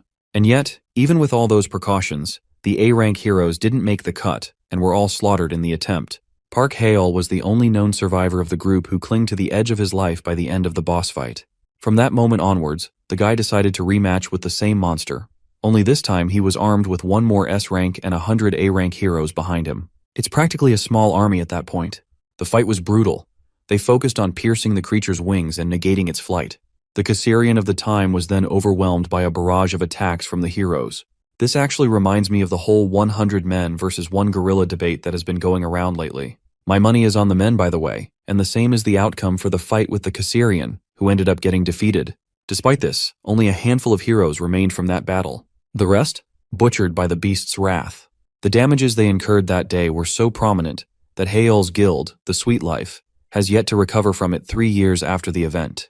And yet, this one average-looking Joe has defeated the same Karserian monster without much trouble. The funny thing is, with her constant glaring, he reminds her that she ain't getting any of these precious gems for standing around fighting the air. The remark may have annoyed her, but Juyeon is more focused on the ridiculousness of the man before her eyes. If she wasn't there to witness the battle, she would never believe in such a conclusion.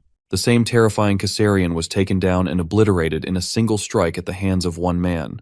As for Dojin, my boy has successfully harvested the awesome-looking magic stone from the creature's body. He stares at it and tells her that he no longer cares about having an escort to guide him. From this point onwards, he's fine on his own. He also denies taking the rest of the valuables obtained by the dragon's body, such as its claws and teeth. Showing little to no regard for them, he turns back to reject her plainly, leaving the S-ranker stunned for life. Instead, he'd rather focus his energy on collecting the monster crystals. He even goes as far as to allow her to keep all of those valuables to herself as a form of payment. Juyeon takes a look at the creature for a moment and reaches the conclusion that she also doesn't need anything from the beast. It's evening now, and the rest of his group is shocked that one guy managed to collect 3 bags full of magic stones. It's an unbelievable sight even for the competent A-rankers. For their guild to have obtained the same amount, it would have taken them a minimum of 20 hours. And from the quality of the ingredients, even more than 3 days. It begs the question about the man's identity, and they're all staring down at Juyeon, who brought him along in the first place, and yet appears just as confused as them. Based off of Juyeon's own words, the A-rank guildmaster can't fathom how Dojin was able to beat the Karserian without any proper equipment. With this accomplishment alone, he stands at the top of the hero ranks in Korea, unparalleled in his might. They really just said our boy is built differently. The A-ranker even thinks that he might be the strongest in the entire world at his level. It amazes her. Speaking of the guy, an exhausted Dojin returns with more bags on him. With just 1 day of hunting, he's already collected so much stuff. At this point, the group is starting to think that no one will believe them if they reported this to the outside world. Dojin's godlike power is the definition of insanity to accept. Speaking of which, they're explicitly told not to drop a word of what happened here today in the outside world, something they have to ultimately accept. The gorgeous S-ranker walks up to our boy and talks about a bunch of things. From a distance, it looks like they're a couple who is flirting with each other. But that's only in the eyes of their group mates. I guess they're trying to convince themselves that this is the start of a ship. They also think that he's the only guy in the world who looks like a proper fit for Juyeon, especially considering their monstrous strength. The funny thing is how the A-rank guildmaster quickly realizes that these guys aren't the perfect couple she envisioned them to be. Instead, it seems like they're having an argument from the looks on their faces. She can't believe that there's a guy in the world with the ability to talk down to Juyeon of all people. The shocking thing is how Dojun hands her a bag and leaves quietly without saying another word. It astonishes the guildmaster even more. As for the state of the backpacks and the contents inside he collected, Juyeon states his own words. Turns out that Dojun fears the possibility that he'll become an overnight celebrity if the outside world learns that he killed the Karserian. Since that is a clear issue for him, he drops the responsibility of it upon her shoulders. Hearing his decision, it leaves the both of them baffled for words. But the irony in all of this is that the law of manifestation ends up turning true, and Juyeon gives birth to a curiosity to explore more about this mysterious young man. Girl is in love. Over to a different location, we get to explore more about the famous S-ranker mentioned earlier as Yahello. He's out here going beast mode on his punching bag. His assistant is in awe of his training because it seems like he's bursting out in rage. As mentioned before, he's the guildmaster of Sweet Life. The assistant helps him calm down, reminding him that a little bit of endurance will help him go a long way in these difficult times. Even the guildmaster agrees with that idea, believing that those who underestimate him will eventually suffer his wrath. And before long, there will come a time where everyone will be admiring his strength as the most powerful guildmaster. His assistant goes on to bring up Yahello's streak of hunting down Karserians, which sets him apart from others, even going as far as to say that his name will be etched in the history books as the hero who defeated the Karserian with the smallest squad.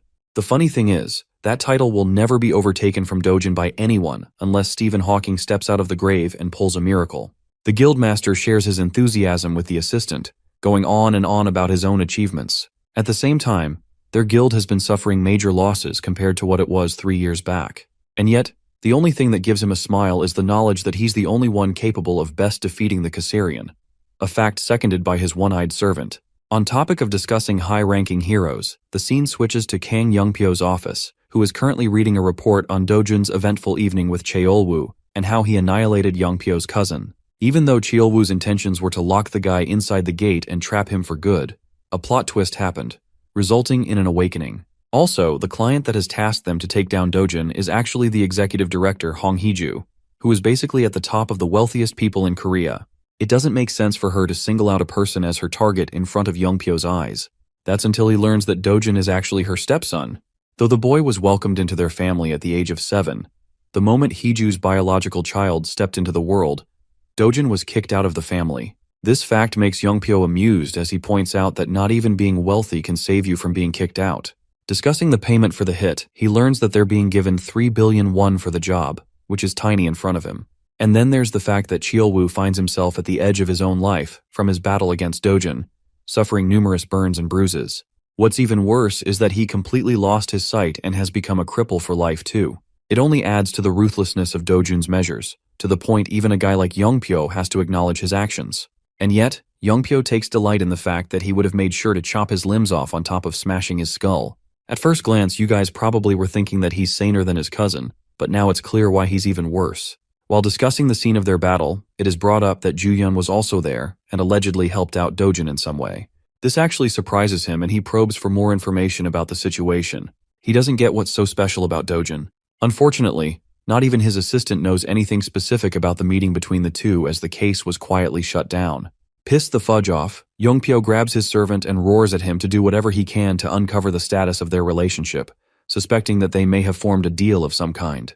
The assistant, completely devastated by his reaction, runs away to investigate right at once. Youngpyo is left with a temper tantrum smashing things around, reflecting that Hee-ju's men will come looking for him to fulfill the job that his cousin failed to do. At the same time, he's more than happy to take on the job from her. After all, she's a wealthy woman with Andrew Tate's level of money, so it won't be an issue for the greedy scumbag. And now for the scene with our boy, who is returning home after the raid. From today's experience, he's more than glad to have spent his time in a rift rather than a gate for proper hunting.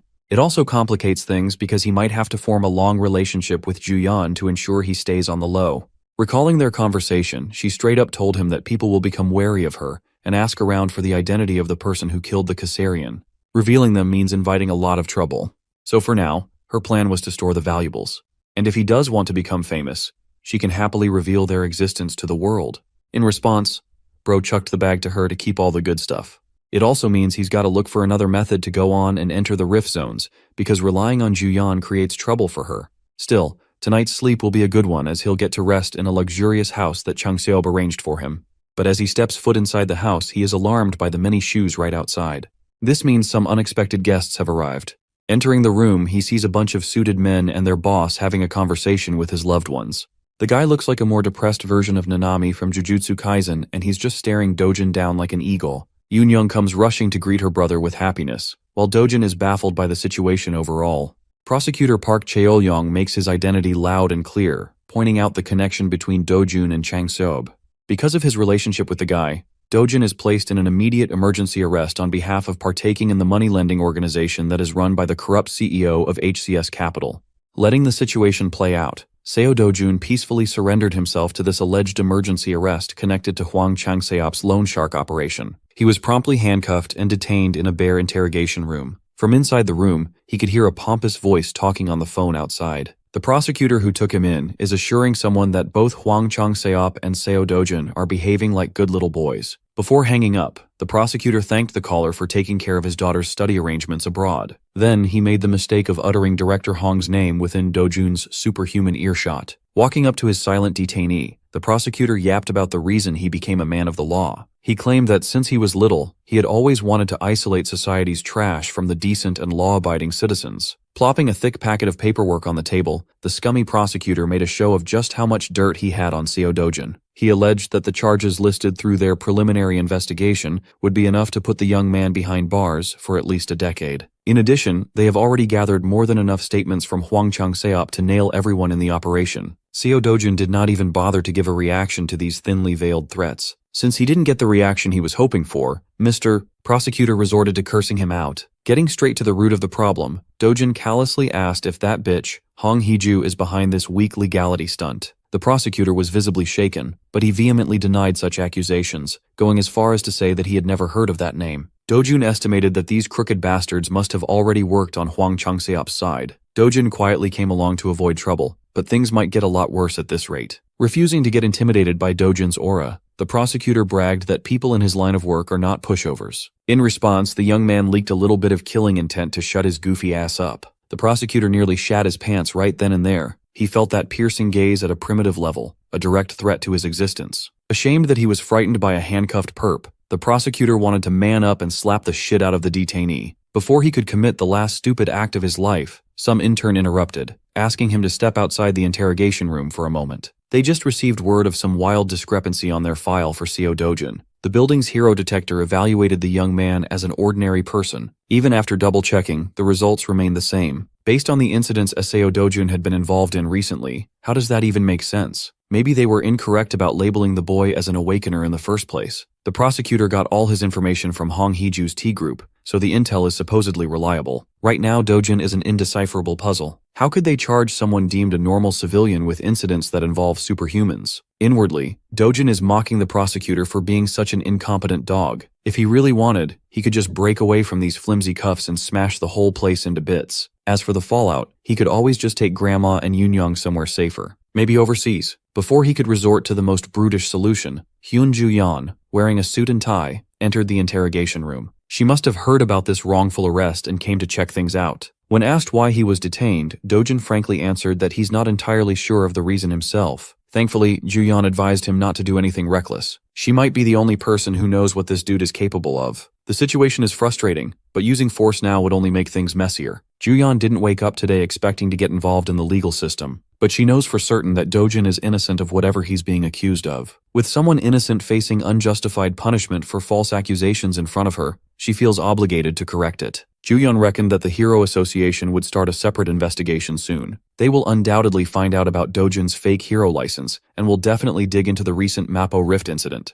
Dojun asked Ju-yeon how his family was doing, and she realized that she was being treated like some secretary. When the young man glared at her with indecipherable intensity, Ju-yeon gave in and assured the guy that the family would be taken care of. As she walked out of the interrogation room, essentially becoming Dojun's legal representative, he proclaimed that this debt would not be forgotten. She won't show it, but Ju-yeon kind of liked that he's relying on her this time around. She promised that she would resolve this hiccup as quickly as possible. And she was not kidding at all. Hyun Ju-yeon's chosen method wasn't a straightforward legal defense by proving Dojin's innocence. Instead, she exposed prosecutor Park Cheol-young's various crimes and illegal dealings, resulting in his dismissal. Once that scumbag was out of the picture, a fair investigation flowed smoothly. Seo Do-jun was proven innocent with regard to the loan shark operation and other recent incidents. However, he couldn't avoid punishment entirely. As expected, the investigation proved his use of an unauthorized hero license. Thanks to Hyun Ju-yeon's active defense, he got away with just probation. While they were driving back to Dojin's home, breaking news about a previously unseen monster appearing in England and causing destruction came on the radio. The monster was described as a mantis-like creature, 1.5 meters tall, with compound eyes and terrifying jumping power. Based on the description, Dojin identified the creature as a Macassian. Hyun Ju-yeon nearly crashed the car upon hearing him utter the name.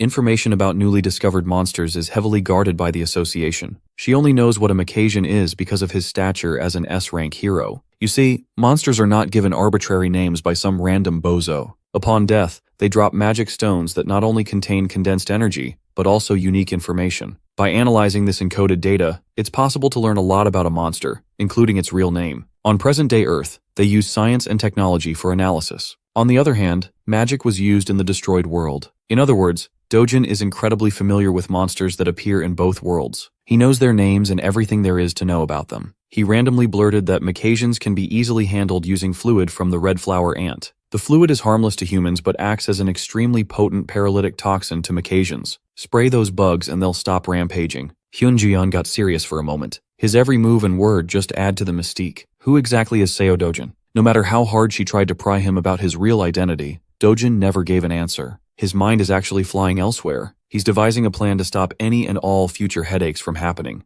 The only reasonable solution he could think of was to kill that bitch Hong Hee-ju. Speaking of the devil, director Hong is at her wit's end. Nervously munching on her nails, riddled with anxiety, she tried to devise new plans to deal with her husband's bastard son. With the involvement of someone like Hyun Ju-yeon, she's feeling even more pressured to deal with the boy. The director's assistant wasn't much help. Even after exhausting their resources, they cannot find out what kind of relationship the S-rank hero has with Dojin. If they make the wrong move and offend someone of that stature, all the money the company has won't be able to protect their asses. More importantly, Hong Hee-ju was alarmed by the prosecution's report that Seo Do-jun registered as a normal citizen and not a hero in their testing machines. Based on everything they know about the boy, it's pretty clear that he awakened something dangerous. Maybe he has some ability to deceive the hero detector or something. Hong Hee-ju is hemorrhaging money from this crusade of hers, and the best her people can give are speculations. Absolutely livid, she finally bit the bullet and contacted the S-rank rascal, Kang Young-pyo, bringing 30 billion won to the table to end this Dojin problem once and for all. Upon receiving the call, the rascal greedily demanded double the pay to deal with this little problem. Even his underlings found it a little too unreasonable to demand 60 billion for a simple job. He might be a low-life rascal, but Kang Young-pyo is also a shrewd bastard. He could tell that Hong Hee-ju had no more options. There are no alternative answers left. Besides, her company generates so much revenue that 60 billion won wouldn't even be noticed if it were missing from the coffers. Furthermore, Hyun Ju-yeon is now part of the equation. Since Kang Young-pyo is taking on the risk of fighting another S-rank, doubling the initial offer becomes a bit more reasonable. The underling concurred that Hyun Ju-yeon is a dangerous opponent indeed. Hearing his employee give praise to another S-ranker offended Kang Young-pyo's fragile ego. He cursed the underling out for doubting his fighting prowess against someone like Ju-yeon. He claimed that he can end that bitch in about 20 minutes. Of course, the underling had to assuage the boss in fear for his life. With a disturbing smile, Young-pyo changed the subject to his transaction with the Hero Association. He's also negotiating a deal before flying to the United Kingdom as one of South Korea's representatives to help with the bug problem. Unfortunately for Young-pyo, the association is tightening its wallet. Furthermore, those wily bastards already announced the selection process for Hero Dispatch to the public. They're practically making it hard for the S-rankers to refuse being deployed. Young-pyo might be a thug, but he sees the association as a group worse than thugs. The operation will take place in 3 days. South Korea will be sending its best and brightest together with Japanese heroes. At least Young-pyo can meet up with someone named Takashi. Right now, Macassian's weakness hasn't been discovered yet. Being the one to discover such a crucial intel would raise anyone's stock to the moon in the eyes of the public. Speaking of Macassians, those bugs have extended their advance towards Cambridge in the UK. British heroes have been fighting non-stop to stop the relentless invasion of the giant critters. They assembled a decent team of heroes. Since it's the UK, they use a lot of blades in this region. The brave frontliners are struggling to deal with a single giant Macassian terrorizing the public. This mantis has the speed and sharpness to kill slow-moving heroes in one shot. Getting into the rhythm of things, the British heroes retaliated with a coordinated offense. The group of heroes had a balanced lineup,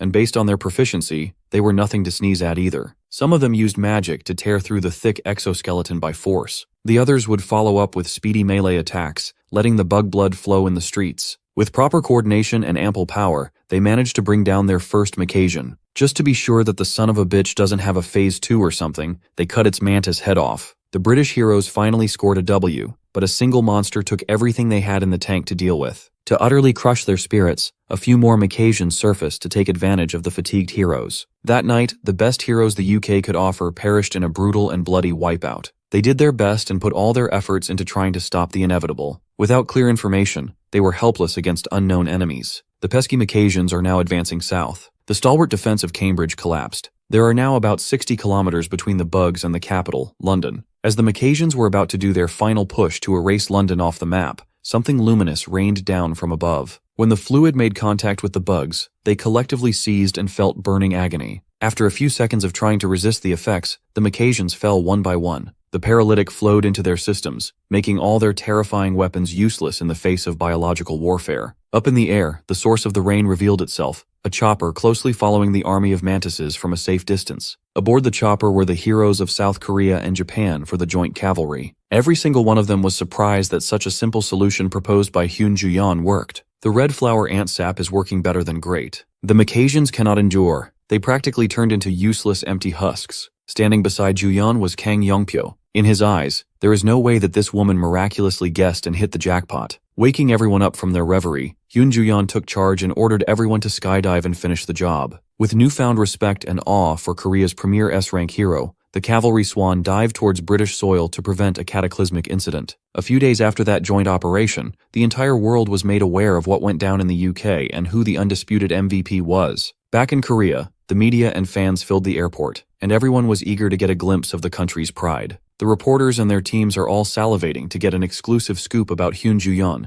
the best hunter during the UK expedition. She was the one who figured out the Macassians' weakness and led the operation to the end. She practically saved an entire nation from despair. It's said that before leaving, she was knighted by the royal family for her heroism. When Hyun Ju-yeon finally stepped foot inside the airport, camera flashes and cheers from the civilians erupted. Like a real celebrity, she had long since been used to the limelight. Behind her was Kang Yongpyo trying to aura farm like he doesn't have a fucked up haircut. Even though Ju-yeon is a public figure, the intensity of today's welcome was still a bit overwhelming. As for Kang Yongpyo, he was credited with killing most of the Macassians on the expedition. Keep in mind that he basically killed paralyzed and helpless bugs. Their entire entourage of heroes consisted of 200 people. The brilliant performance of Korean heroes was the reason the UK still exists today. On the news, details about the Macassian hunt, including the red flower ant sap weakness, were made public. Walking around the city, our boy, Seo Dojun, overheard the news and paused for a second. He was glad that Ju-yeon was able to use his intel, but when they showed Kang Yongpyo on the Jumbotron, his mood soured. That smug-looking bastard on the screen is one more loose end he needs to take care of soon. Inside a random high-end restaurant, Seo Dojun is drinking coffee with the woman of the moment. Hyun Ju-yeon kindly unloaded tons of presents for little Yoonyoung, Grandma, and even our boy. She warned him not to check the contents now. It would be better to open everything at home. Ignoring her words, Dojun found some nice-looking clothes in his pile of gifts. Ju-yeon simply wanted to give him a token of thanks for that invaluable tip.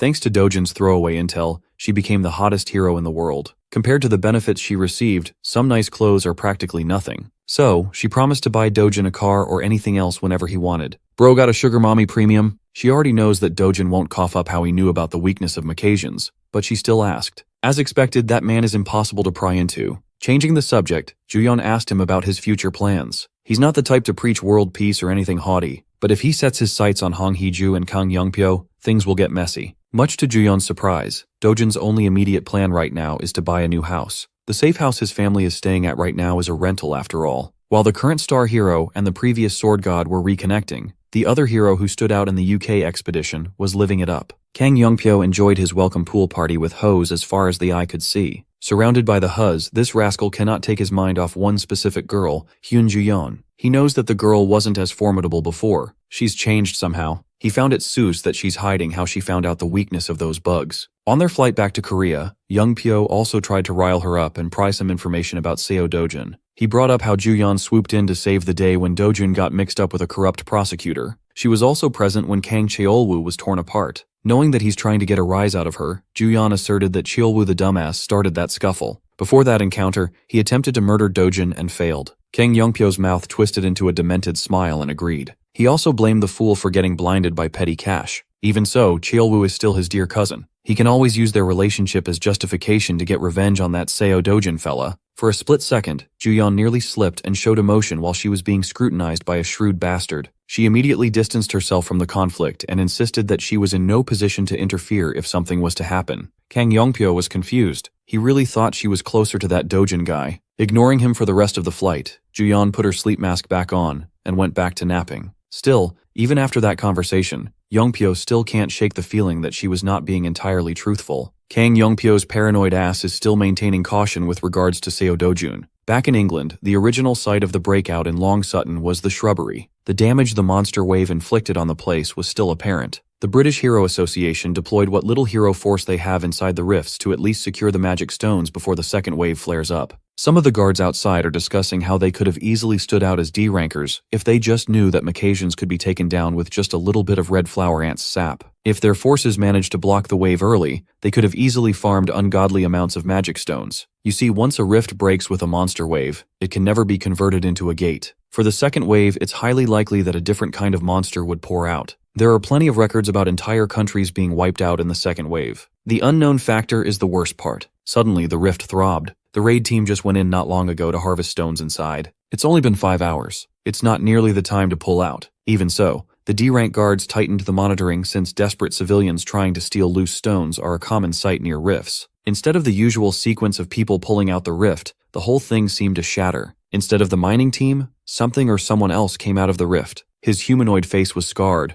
and the set of armor he was wearing looked out of this world. This guy is definitely not a hero. His outfit and scars don't even look realistic. Before the poor guards could contact the headquarters, they lost control of their bodies and floated in the air. The man took a single step, and it felt like he teleported while effortlessly lifting the guards. British Guard Number 1 tried to fight back using the UK's signature weapon, 3 knives. The flying blades reached their target, but multiple circular green lights made them vanish like they never existed in the first place. With a hoarse voice, the man complained that these guards are way too weak. He clenched his fist and made the green lights move. As a result, the guards were painfully sliced and diced, losing their limbs. Imagine getting turned into a limbless mannequin on the job. A dark miasma flowed out of the man's body. Using that dark miasma, he held dominion over space and grabbed one of the guards' smartphones. He verified the current date and calculated that it's been 10 years since the last time he set foot on Earth. And yet, his mission hasn't even reached 20%. After all his effort to open dimensional rifts, is it finally time to admit his failure? No, he just needs to increase the mana concentration to get back on track. But before that, this planet is due for some decent cleaning up. It's about time to weed out the weaklings.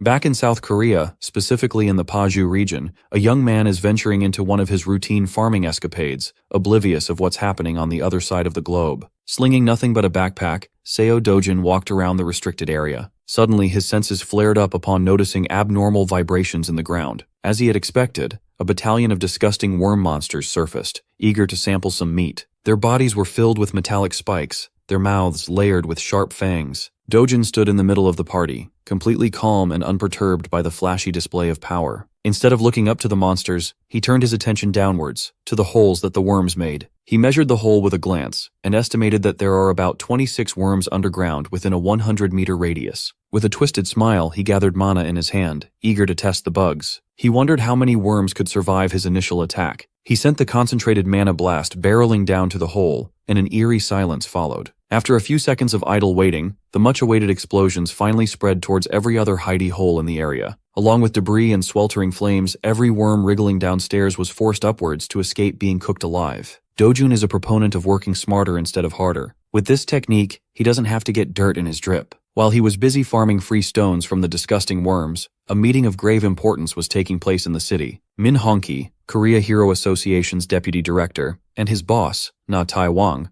were discussing a young man who was proving difficult to deal with. Of course, they were referring to Seo Dojun. According to the reports, the guy's strength could not even be measured with a standard hero meter. Other association executives, namely Vice President Park Seong-cheol, found it preposterous and threatening to have a presence like that roaming free in the country. They want Seo Do-jun to answer the association. According to the deputy's intel, every bizarre thing about Seo Do-jun started with Kang Cheol-woo's evil plan. After awakening in the gate raid where he was supposed to die, Do-jun drastically changed. He later took his revenge and handled the new rift in Mapo by himself. Sure, he showed some excessive actions from time to time, but he always had good reason to do so. All in all, Seo Do-jun's power can be classified as an overwhelming force. Natewang mused that a wild horse is the hardest to handle. Nevertheless, they have a good horse in their stable, and that's what matters. What spurred this discussion in the first place was Do-jun's request for an official hero license. He was granted special privilege to skip the standard procedure since he had a guarantor. Of course, that backer was the S-rank darling of the country, Hyun Ju-yeon. Upon hearing his connection with the Golden Girl, the geezers of the association were flabbergasted. Knowing that they can't afford to offend Ju-yeon, given how hot her name is at the moment, Seo Do-jun's request for a hero license was smoothly granted and expedited. He was slotted in as the 8th S-rank hero of South Korea, and he had never even stepped foot in the association. Thanks to his newfound status, he can finally hunt in any rift zone he pleases to his heart's content. It's not a bad thing to have. The way he wreaked havoc in the Paju rift zone, burning dangerous worms to a crisp, quickly reached the association director's ears. That intimidating geezer was quite amused that the country's newest S-ranker is already living up to the title. It's not every day you hear about a hero entering a second-degree rift by himself without any guild members or allies to support. It's simply insanity in the eyes of normal people. The vice president, who was the one so strongly opposed to Seo Do-jun, is now advocating to reveal the young man's identity to the public, so the association can start promoting a new rising star. Thankfully, the deputy shut down such a stupid and greedy idea. Min Hongki asserted that they should ask for the man's opinion first before exposing him to the life of being a public figure. VP argued that since they are in an era of unrest, giving the people another symbol of hope in the form of a new S-rank hero would relieve the stress of the masses. Mr. VP tried his hardest to sell the idea to director Na Tai-wang, but the geezer chose to be prudent. Before the association makes any move, he wants to meet the boy himself face to face. Speaking of the devil, Seo Do-jun is still in his worm-killing marathon. If he wasn't using mana explosions, he's using good old brute force. While he cuts through one poor worm, the rest of the wriggling bastards loom over him. They might be a tough opponent for normal heroes, but their moves are practically telegraphed in Do-jun's mind. With his hand enhanced by the burning power of his mana, he unleashed a wide sweep that burned and beheaded a dozen worm monsters in one fell swoop. He landed back on the ground, and dozens of dead worm carcasses dropped around his feet. Do-jun stood above the mountain of corpses to aura farm like G. His hands were still scorching from the afterburn of his technique. He sighed and waved the remaining flickers off. As expected, the mana consumption rate of continuously hunting and killing swathes of high-level monsters is no joke. To remedy that problem, Seo Do-jun finally decided to get a befitting weapon. As expected, the best place to get some much-needed equipment was the Gasan Hero Complex. Seo Do-jun picked an innocuous store and entered. Inside, a bruised-up dude was manning the counter, playing on his phone to stave off boredom. The welcome bell rang, and he didn't even look at who had just arrived as he asked if the customer had a reservation. Seo Do-jun ignored the bum's question and dumped his backpack on the counter, demanding to craft a weapon using the materials inside. Annoyed, the bum asserted that they don't service people without a reservation. Do-jun had already been rejected by every other shop on the strip, citing that they're all fully booked. This was the only shop that answered his phone call. Still, the bum outrightly refused to entertain Do-jun. He's just infuriated that he has to take his eyes off his phone. With patience running dangerously thin, Do-jun grabbed the bum by the collar. Ignoring the threats and curses, he asked the little shit about who the shop's owner was. The bum proudly declared that his father owns the business. If that's the case, he'd better call daddy as soon as possible. Seo Do-jun came here specifically because of a trusty recommendation. The bum was released. He scoffed, but cowardly retreated to another room and called his father. An old man wearing a modified welding mask came out from the workshop to see what the fuss was about. His name is Choi Cheol-gwan, master craftsman of hero armaments. Do-jun shared that he came here under Hyun Ju-yeon's recommendation. Of course, both father and son knew that name. Hell, the whole country knows that name. Old man Choi was just surprised that an S-rank celebrity knew about his craft. Seo Do-jun didn't come here for useless chit-chat, so he just pulled out the materials from his bag. The old master gave the mats a thorough inspection and identified them as a giant black viper's fang. It has been a long time since he had seen one. Well, Seo Do-jun wants a decent sword made of this stuff. He wants his weapon to be as long as possible. Don't we all, brother? The master craftsman argued against the request. Stretching non-metal materials too much would be detrimental to their durability. It would be more effective to make 2 medium-sized swords instead. Hearing that weak-ass compromise, Dojin asked if the old man was openly admitting to having subpar skills to craft what the customer wanted. Nevertheless, he doesn't want 2 swords. He just wants to fuse them together into one. All that matters is length. Well, it matters how you use it too, buddy. Aside from absurd length, he wants the mana absorption rate cranked up to the maximum level. Hearing the ceaseless and borderline unreasonable requests, the bum could not stand aside much longer. He is proud of his dad, a man who could craft weapons with at least a grade 3 mana absorption rate. Seo Dojin responded by picking up one of the swords displayed in the shop's forefront. He gave the blade a once-over and evaluated the material as grade 5. Then, he gripped the sharp end of the sword with his bare hands. Father and son stood silent and in shock as their unusual customer performed a miracle. The tightening continued until the death grip made the grade 5 material shatter under sheer force. This product, which the shop was so proud to display up front, was reduced to nothing but sharp dust and debris. The bum thanked his lucky stars that he didn't fuck with the mysterious customer. The old man watched his creation splinter apart. Seo Dojin warned Choi Chil-guan that if he was going to craft garbage with the materials provided, he'd better drop the job now. If these hands can turn a grade 5 weapon into fine dust, imagine what it could do to your face. After finally securing a shop that would accommodate his demands, Seo Dojun set out for another dungeon. Today his target is a green-skinned, one-eyed freak of nature. With his sharp senses, the Cyclops screeched as he felt a hostile presence nearby. While other hunters go for maximum style points with their gear, Seo Dojin solo hunts in his jeans and hoodie. Since he doesn't have a proper weapon yet, these hands will do for now. The Cyclops didn't let him get a free hit in. It tried to stomp him out right from the get-go. When the initial attack missed, the one-eyed bastard fell into a panic. Dojin leaped up into the air, compensating for the difference in size. His sword hand moved as quickly as lightning as it chopped off some juicy shoulder Cyclops meat. The pain made the beast screech in a higher and more annoying pitch. Desperate to hit back, it used its monstrous strength and gargantuan size to uproot a whole ass tree. He waved it around like a madman, desperate to swat the hooded monster out. Unfortunately for the Cyclops, such aimless tactics won't work against this man. He braced for impact, and 2 more deep and gnarly wounds appeared on either of his shoulders. It was a bloodbath. Normally, this would be the end of the hunt if Dojin were facing any other monsters, but Cyclops are a special bunch. They have such powerful regenerative abilities that they could tank and scoff at fatal wounds. Dojin had already taken this overpowered ability into account earlier. If the enemy has insane healing, you just have to keep doing damage. Without giving the Cyclops a chance to retaliate after a fresh regen,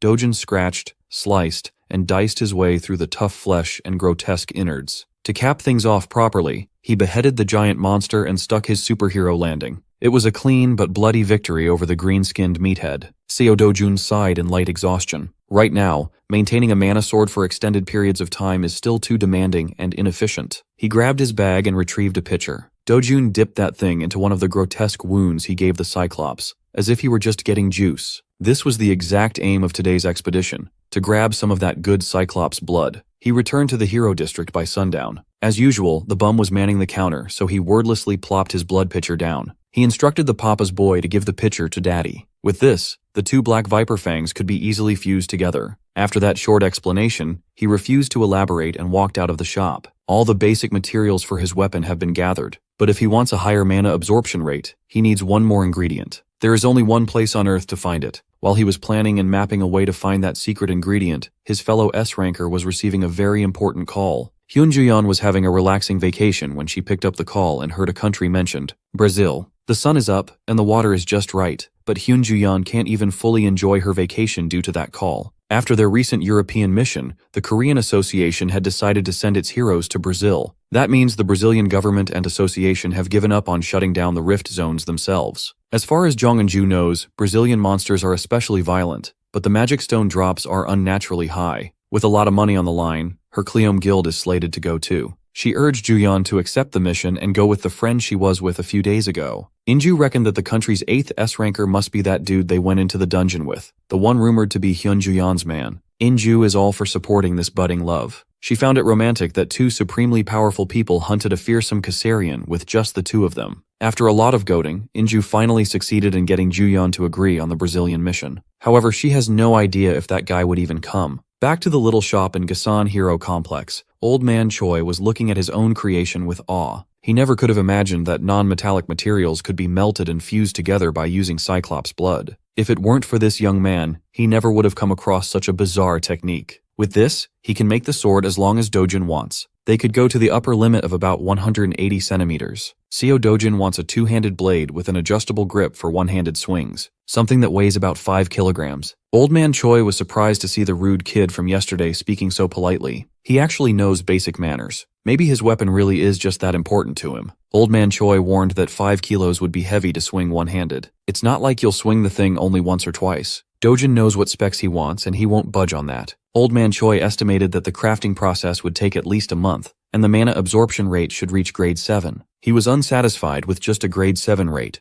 That level could not possibly hold his full power. As expected, he really needs the final push from one particular ingredient. Dojin headed for the door and tasked the old man to just get the shape done for now. The mana absorption upgrade can wait until after he has the rest of the materials. As an experienced artisan, Old Man Choi had some idea about what material the boy was referring to. He couldn't help but shudder. A few days later, Seo Dojun went out to the city to meet with a very important woman. Hyun Juyeon fulfilled her promise and got him a brand new car. Dojun appreciated the gift very much. She assured him that this legitimately was nothing compared to how much he helped her. It's just a $1 billion one car, which is no big deal. When he thanked her with a smile, Juyeon reverted to being a shy girl for a moment. While he was inspecting every inch of his new wheels, Juyeon inquired about what happened to him in the Hero Association. After meeting with the bigwigs, those crusty old men proposed to make his info public, but Dojin demanded a hefty payment if they wanted to do that. He recognized that President Na Taewang is all about the greater good, but politics muddle everything. Anyways, the negotiation fell through. After his external examination, Dojin hopped into his new car. Hyun Juyeon quietly jumped onto the passenger seat. While putting her seatbelt on, she brought up the association's preparation for the impending Brazil operation. After hearing her say Brazil, Dojin muted every other word. He drew closer to her and sincerely asked if she was going. Stunned, she barely managed to stammer that she would be. If that's the case, he invited Juyeon to go together. The S-rank Brazilian Riz is unreal. It made the heart of the nation's hero skip a beat as her cheeks uncontrollably blushed. Meanwhile, another woman is turning red because of Seo Dojin. The rich bitch, Hong Hee-ju, is in the middle of getting scammed by Kang Young-pyo for even more cash. He urged director Hong not to pinch pennies at a time like this. He already has a $3 billion in advance, yet he wants more. This man hasn't even started on his supposed job to finally kill Seo Dojin. Running out of patience, Hong Hee-ju seriously considered just hiring someone else to do her dirty work. She reckoned that there are plenty of lowlifes out there who would kill for tons of cash, no questions asked. Kang Young-pyo just laughed at her outdated intel, so he threw in a free tip. He just found out that Seo Dojun has just become the nation's latest S-ranker. They are practically peers. Director Hong refused to believe that the weak-willed child she drove away from the family had turned into some kind of superhuman. Young-pyo spent a lot of his own money to secure this info. If Hong Hee-ju doesn't want to believe it, she can just wait until Seo Dojun climbs this tower and kills the bitch himself. With desperation and fear for retaliation, Director Hong stopped Young-pyo from leaving. She is out of her depth, and she doesn't want to die.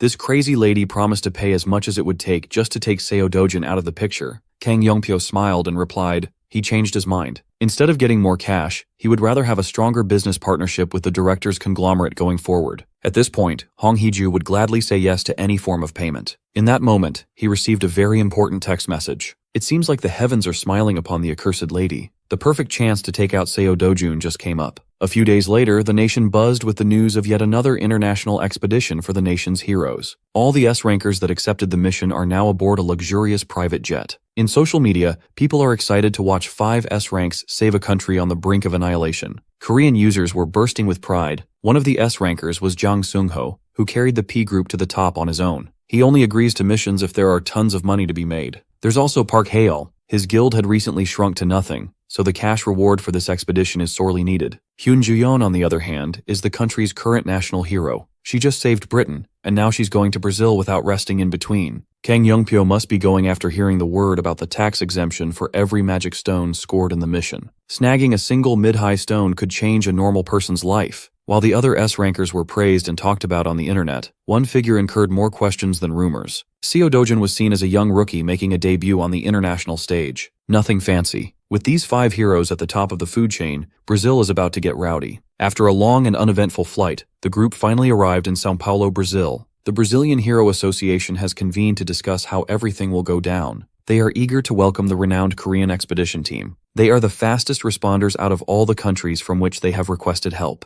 A few of the S-rankers didn't even check into their hotel and just jumped straight to action. Still, the bigwigs are worried that the Koreans might figure out something they've been trying to suppress. There is no such thing as an everlasting secret, so they just have to make sure that everything is under strict control until the collaboration is over. Brazil's national treasure hero Moraes has been defeated by some unknown entity. It was a gruesome way to go. He wasn't done in by a monster. His black box definitely caught the shape of a human killer. No one knows what exactly happened near the Santarem rift. Right now, the Korean team is receiving the necessary briefing about the plan of action. While everyone was listening intently, Hyun Ju-yeon was busy texting and looking for Seo Do-jun. As it turns out, he stayed on the plane and got on a connecting flight to a further destination. He's going straight for the Santarem rift. Ju-yeon couldn't help but worry. She just learned that this man is going to the most troublesome rift by himself. Supposedly, the team will go on a 2-day local adaptation period and will be assigned to the rift zones they applied to be deployed on. After the briefing, Ju-yeon didn't stay for long and got into a taxicab. Kang Youngpyo followed her to ask where she was heading when they weren't supposed to move just yet. Just to get rid of his annoying ass, she spilled that she's going to Santarem for a bit.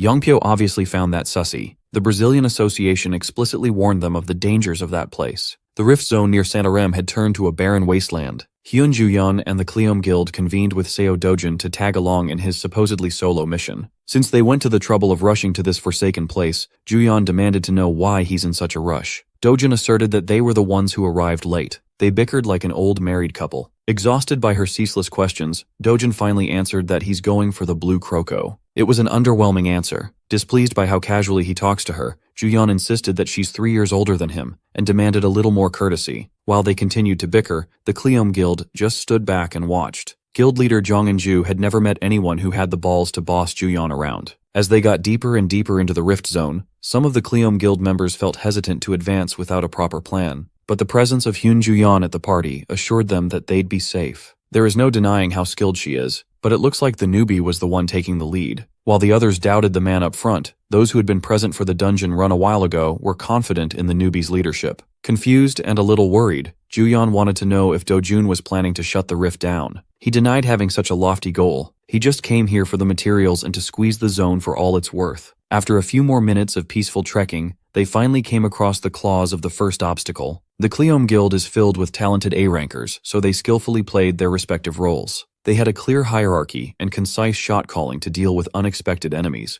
Even so, the blue crocos, barring their advance, were more monstrous in person than in the photos. All they could do was defend, and it's getting a little too dangerous. With the group halted, Seo Do-jun finally made a move, drew his blade, and commanded the A-rankers to get out of the way. While everyone's attention was on him, this dude did not miss his chance to aura farm. Old Man Choi knew that he was going after the blue croco's heart, so he lent Do-jun a prized sword temporarily. He affixed his sights on the target ahead and sped off like a cannonball. With one clean sequence, he turned the pesky blue crocos into sliced meat. He moved so fast and decisively that he activated the classic anime/effect. Do-jun was already meters away from the beasts when they fell. Those who wholeheartedly believed in the newbie from the start were vindicated, and those who doubted him in the lead were shocked beyond words. That boy is just insanely strong. After that first hiccup, the journey to the rift zone proceeded without much trouble. The sun had set, and the party had set up camp. Huddled in the campfire, the Kleom Guild could not shut up about how Mr. Seo Do-jun took down a group of blue crocos by himself in one shot. He didn't even break a sweat.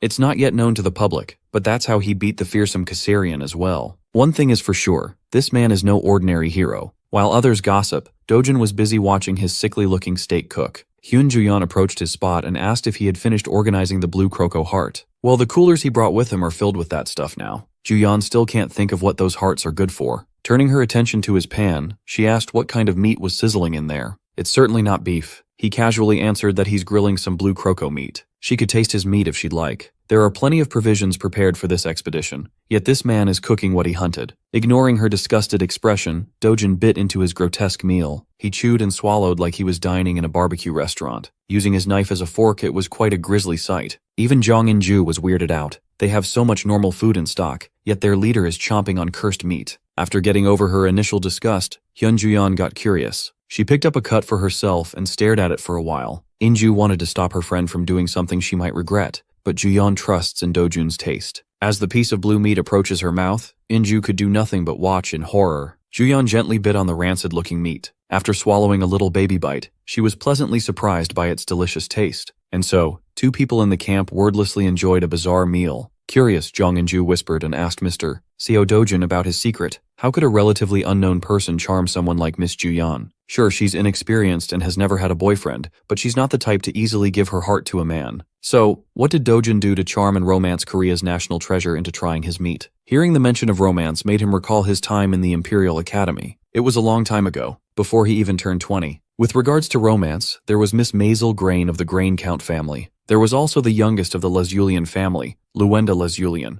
And of course, his last sanctuary in the destroyed world, the valiant knight, Veronica. He got way into reminiscing about the past and was brought back by Inju's whispered shouting. As for his secret, he answered that Juyeon is the moth to his flame. Inju had never heard something more cringeworthy in her entire life. Just like that, the night passed with a very playful atmosphere. Even Dojin was smiling and having fun. Back in São Paulo, Kang Yongpyo is still living it up in a grandiose hotel suite. He's still wondering why Hyun Juyeon was so in a rush to move when the proper operation date hasn't been assigned yet. According to his sources, she's moving with Seo Dojin and Jong Inju's guild. He turned to his assistant and asked about the range of profitable monsters in the Santarem area. As far as he knows, there should be none that would be considered lucrative. Every single thing related to that bastard Seo Dojin is simply too unpredictable. Yongpyo's worries dissipated when the hateful director Hong rang his phone. As always, she's called to ask if the job is done. Hearing how impatient she sounds, Kang Yongpyo prodded if something had happened on her side. Well, she's worried that her father might have found out about the news of Dojin's ascent to S rank. He's telling the boy to come back home. Now that the chairman of T Group is getting involved, Hong Heeju is getting antsier than usual. Yongpyo finds her suffering amusing. Still, he finally met a proper partner who would net him immense profits. He'll make sure that she won't feel disappointed. He assured the bitchy director that Seo Dojin would not be able to return to Korea. Hearing him say that provided Hong Heeju some semblance of relief. Kang Yongpyo marked a spot on his map and prepared to contact someone named Takashi. Now that Seo Dojin slunk off into an isolated place of his own accord, his work has become a lot easier. When the sun rose, the Santarem expedition team continued their journey with Dojin at the helm. Hyun Juyeon held the map as the navigator and warned Dojin about going towards the jungle because of the monsters. Chief among those that warrant worrying is the lynx. Of course, Dojin knows everything there is to know about the lynx. Instead of staying clear of the thick jungle, Seo Dojun immediately headed onto the most dangerous path there is. Juyeon knows that there is no stopping this guy when he sets his eyes on the prize, but she compelled him to at least put some earplugs on. Thankfully, she has prepared some in advance. Earplugs are required when fighting a lynx. Its cries have a bewitching effect that can paralyze the mind. Dojin was aware of that, but he refused to take the plugs. Juyeon did not easily give up trying to convince him to put the earplugs on. The intel and warning came from the Brazilian treasure hero, after all. Ignoring her pleas, Seo Dojun wordlessly and casually traversed the heavy thicket of Santarem jungle. Leaving them with no other choice, Hyun Juyeon and the Kleom Guild were dragged into this treacherous detour. After a whole day of non-stop trekking, they finally reached the monster's lair. Under the bright moonlight, the lynx stared them down like a predator eyeing its prey. It looked like a deranged overgrown cat.